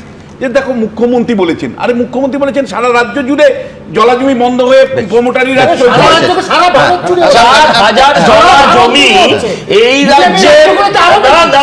এই রাজ্যের সরকার হাইকোর্টে দাঁড়িয়ে বলেছে। এই প্রসঙ্গে মনে রাখা দরকার, তৃণমূলের কাউন্সিলর নেতা বালিতে খুন হয়েছেন এই জলাজমি বোঝাতে গিয়ে। কিভাবে আমি বলছি যে আপাতত অমরাবতী যা দেখা গেছে, আমি বলছি মাননীয় বিচারপতি বলেছিলেন না যে সুরঙ্গের শেষে আলো, আমি জানি না এই আলো কতদিন স্থায়ী হবে, সে আলো নিভে যাবে কিনা, কিন্তু প্রথম আমি ধন্যবাদ দেব নাগরিক সমাজকে। ধারাবাহিক আন্দোলন করেছে, যে বাচ্চাগুলো খেলেছে শুধু তাদের অভিভাবক না, গোটা এলাকার মানুষ, যে এইভাবে রুখে দেয়া যায়। অবশ্যই বিরোধী দল, সাধারণভাবে সজলদের আমি বলি যে বিরোধী দলের ভূমিকা থাকে না, এখানে বলতে পারবো না, কারণ রাজ্য যুব মোর্চা সক্রিয় ভূমিকায় নেমেছিল, এবং অবশ্যই শাসক দল এবং মুখ্যমন্ত্রী যারা এটা বন্ধ করলেন, ভালো কাজে ধন্যবাদ দিতে বা কৃতিত্ব দিতে আমার কোনো অসুবিধে নেই।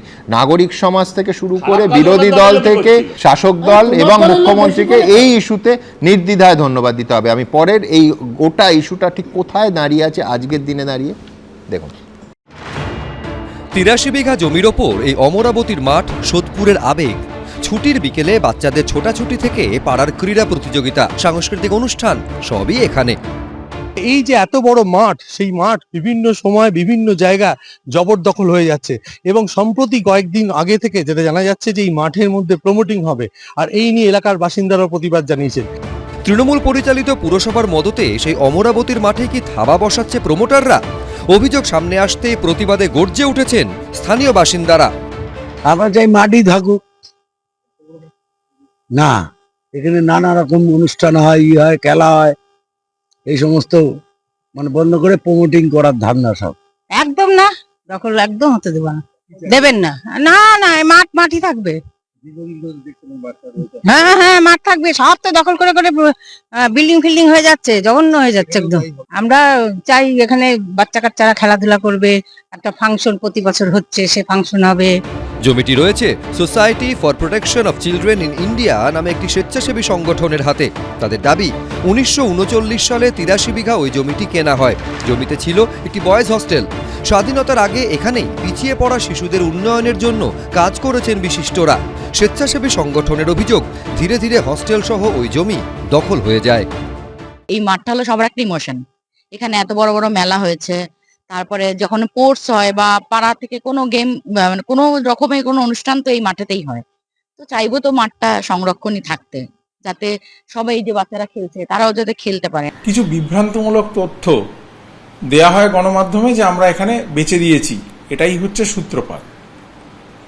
সুতরাং ওখানে কোনো এই মুহূর্তে সেরকম কোনো কাজই করা হয়নি, জাস্ট নিজেদের জমি, যেরকম যে কোনো মানুষ বা যে কোনো সংগঠন তার যদি নিজস্ব জমি থাকে সেটাকে সুরক্ষিত করা তাদের দায়িত্ব, সেই কাজটুকুনি আমরা শুরু করেছি। সেই শুরু করার সময় এই রকম ধরনের তথ্য দিয়ে, বিভ্রান্তিমূলক একটা তথ্য দিয়ে কাজটা বন্ধ করার একটা প্রয়াস হয়েছে। ইদানিং অমরাবতীর মাঠে প্রায় 250 দোকান মাথা তুলেছে।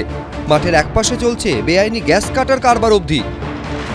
এখনো সোদপুরের এই অমরাবতী মাঠে বেআইনি কাজ কারবার চলছে। আমরা এই মুহূর্তে রয়েছি মাঠের এক প্রান্তে, সেখানে দেখা যাচ্ছে যে কাটাই গ্যাস চলছে এবং সেখানে অটোতে গ্যাস ভরা হচ্ছে। আমরা দেখতে পাচ্ছি এইগুলো চলছে, এইরকম ভাবে কাটাই গ্যাস চলছে। এই যে ব্যবসাটা আপনারা এখানে এই মাঠে করছেন, এই জায়গাটা কাদের? জায়গাটা বলতে হবে না। আপনারা এখানে কদিন ধরে? বছরখানেক হবে। কাদের থেকে অনুমতি নেই? আমি জানি না, মালিক, আমরা তো কাজ করি। এখানে যে বেআইনি ভাবে না, আমরা তো জানি না, আমরা শুধু কাজ করি। বেআইনি দখলদারি প্রমোটিং এর অভিযোগ অবশ্য উড়িয়ে দিয়েছে পানিহাটি পুরসভা। তাদের দাবি স্বেচ্ছাসেবী সংগঠনের হাতে তুলে দিতেই জমিটি পরিষ্কার করা হচ্ছিল। সমীরণ পাল, সত্যজিৎ বৈদ্য, এবিপি আনন্দ। পরের বিষয়ে আসবো। থানায় তুলে নিয়ে গিয়ে এসএফআই নেত্রীকে মারধরের অভিযোগ। মেদিনীপুরের এই মামলায় থানা সহ সমস্ত সিসিটিভি ফুটেজ ও ডিজিটাল ফুটেজ খতিয়ে দেখার জন্য রাজ্য পুলিশের আইজি মুরলীধর শর্মাকে নির্দেশ দিলেন কলকাতা হাইকোর্টের মহামান্য বিচারপতি তীর্থঙ্কর ঘোষ। অন্যদিকে ডিএসও নেত্রীকে পুলিশি অত্যাচারের অভিযোগের ক্ষেত্রেও আইপিএস অফিসার মুরলীধর শর্মাকে সিসিটিভি ফুটেজ ও ডিজিটাল নথি খতিয়ে দেখার নির্দেশ দেওয়া যেতে পারে বলে প্রাথমিকভাবে প্রস্তাব দিয়েছে আদালত। আগামীকাল এই মামলার পরবর্তী শুনানি। যাদবপুর কাণ্ডের প্রতিবাদে পথে নেমে আন্দোলনের সময় মেদিনীপুরের মহিলা থানায় তুলে নিয়ে গিয়ে এসএফআই নেত্রীকে মারধরের অভিযোগে এবার থানা সহ সমস্ত সিসিটিভি ক্যামেরার ফুটেজ ও ডিজিটাল ফুটেজ খতিয়ে দেখার জন্য ব্যারাকপুরের স্বামী বিবেকানন্দ পুলিশ একাডেমির আইজি মুরলীধর শর্মাকে নির্দেশ দিলেন কলকাতা হাইকোর্টের বিচারপতি তীর্থঙ্কর ঘোষ। মঙ্গলবার এসএফআই নেত্রীর আইনজীবী হাইকোর্টে প্রশ্ন তুলে বলেন, পুলিশ বেআইনিভাবে আটক করে মারধর করেছে, কটূক্তি করেছে, এটা কি পুলিশ করতে পারে? এর আগেও স্যালাইন কাণ্ডের প্রতিবাদ করায় হেনস্থা করা হয়েছে। পুলিশের বিরুদ্ধে এফআইআর করতে চায় আদালত, সেই নির্দেশ দিক। তখন মহামান্য বিচারপতি তীর্থঙ্কর ঘোষ বলেন, এটার অনুসন্ধান প্রয়োজন। অনুসন্ধান ছাড়া যদি ওসিদের বিরুদ্ধে এফআইআর করার নির্দেশ দেওয়া হয় তাহলে সমস্যা তৈরি হবে। তখন রাজ্য সরকারের আইনজীবী বলেন, সমস্তটা সিসিটিভিতে রয়েছে, শুধুমাত্র আইসির ঘরে সিসিটিভি নেই, সেখানে আইসির বডি ক্যামেরায় সবটা রেকর্ড হয়েছে। আটক করার পর সুচরিতার সঙ্গে তার আইনজীবীদের কথা হয়েছে, তাকে নিয়ম মেনে সমস্ত খাবার দেওয়া হয়েছে, মোবাইলে তার সংগঠনের লোকেদের সঙ্গে কথা হয়েছে। পুলিশের বিরুদ্ধে যা অভিযোগ তোলা হয়েছে সবটা মিথ্যে। দুপক্ষের বক্তব্য শোনার পর মহামান্য বিচারপতি তীর্থঙ্কর ঘোষ মেদিনীপুর মহিলা থানার ওসির হলফনামা তলব করেছেন। এর পাশাপাশি 4 সপ্তাহের মধ্যে রাজ্য সরকারের কাছে রিপোর্টও তলব করেছেন মহামান্য বিচারপতি। এদিকে ডিএসও নেত্রী সুশ্রিতা সোরেনকে পুলিশি অত্যাচারের অভিযোগে হাইকোর্টে হওয়া মামলায় আইপিএস অফিসার মুরলীধর শর্মাকে সিসিটিভি ক্যামেরার ফুটেজ ও ডিজিটাল নথি খতিয়ে দেখতে নির্দেশ দেওয়া যেতে পারে বলে প্রাথমিকভাবে প্রস্তাব দিয়েছে আদালত। এদিন হাইকোর্টে রাজ্য সরকারের আইনজীবী বলেন, এরা কেউ ছাত্র নয়, এত দেরি করে কেন এফআইআর দায়ের হলো, আগে কেন করেননি? এরা কেউ সাধারণ গ্রামবাসী নয়, আর এই ঘটনা প্রত্যন্ত গ্রামেও হয়নি। এরপর প্রাথমিক প্রস্তাবে ডিএসও নেত্রীর আঘাত খতিয়ে দেখতে রাজ্যকে নিরপেক্ষ মেডিকেল বোর্ড গঠনের নির্দেশ দেওয়া যায় কিনা সেটা বিচার করে দেখতে বলে হাইকোর্ট। পাশাপাশি ট্রাইবাল কমিশনকেও খতিয়ে দেখতে বলার নির্দেশ দেওয়া যায় কিনা সেটাও দেখতে বলা হয়েছে। অন্যায় যখন হয়েছে সেই অন্যায়ের তো সঠিকভাবে অবশ্যই তদন্ত হওয়া দরকার। এটা আমরাও চাইছি যে নিরপেক্ষভাবে তদন্ত হোক, যে তদন্তের মধ্য দিয়ে সঠিকটা উঠে আসুক এবং যারা এটার মধ্যে দোষী সাব্যস্ত হবে তাদেরকে দৃষ্টান্তমূলক শাস্তি দেওয়া দাবি আমরা করছি। বুধবার ফের এই মামলার শুনানি। সৌভিক মজুমদার, অর্ণব মুখোপাধ্যায়, উজ্জ্বল মুখোপাধ্যায়, এবিপি আনন্দ। শেষের কবিতায় অমিত রায় বলেছিল, নদীর চরে রইল আমার পাকা দখল। তবে রাজনীতির লোকজন বুঝলেন এতটা রোম্যান্টিক নন। তাদের কাছে দখলের মানে একেবারে অন্য। এই যেমন ধরুন যাদবপুর কাণ্ড। ঘটনার পর কোনো নেতা বললেন 1 মিনিটে ক্যাম্পাস দখল করতে পারেন, আরেকজন বললেন ও 1 মিনিট বলেছে, বেশি বলেছে, আমার 30 সেকেন্ড লাগবে। আবার কেউ বলছেন যাদবপুর বিশ্ববিদ্যালয়ে সার্জিক্যাল স্ট্রাইক করব, কেউ বলছেন কেন্দ্রীয় বাহিনী দরকার। ভাবুন, একটা বিশ্ববিদ্যালয় রাজনীতির লোকেরা ভাবছেন যে তাকে দখল করতে হবে। তবে আমরা চাই দখলদারি নয়, শান্তি থাকুক, তা সে যাদবপুরেই হোক কিংবা অন্য কোনো ক্যাম্পাসে, আর ক্যাম্পাসের বাইরেও। এইটুকু চাওয়ার জন্য আবার কেস দেবেন না প্লিজ। কেস দেবেন না প্লিজ।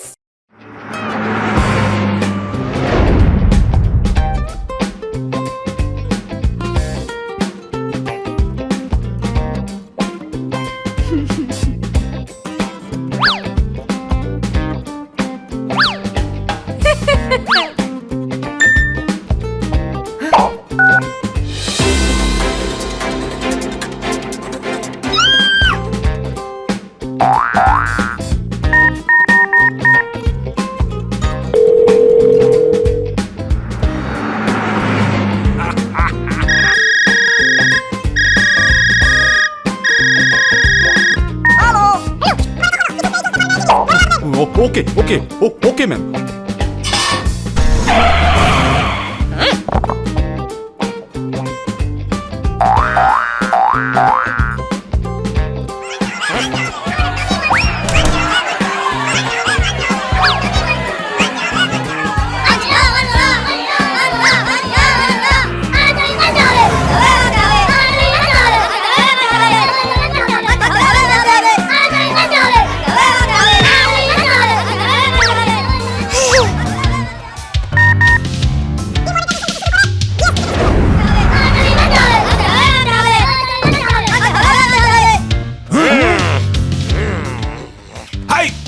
এক মিনিট লাগবে যাদবপুর দখল করতে।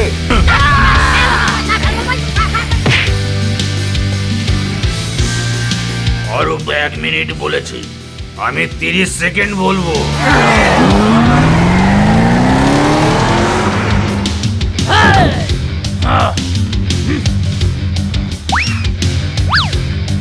আরে শুনুন শুনুন, যাদবপুরে সার্জিক্যাল স্ট্রাইক করতে হবে। আমি বলছি সেন্ট্রাল ফোর্স নামান।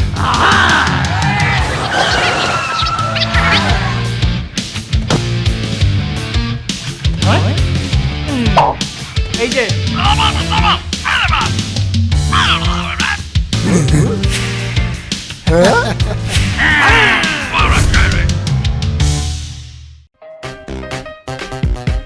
কিস দেবেন না প্লিজ?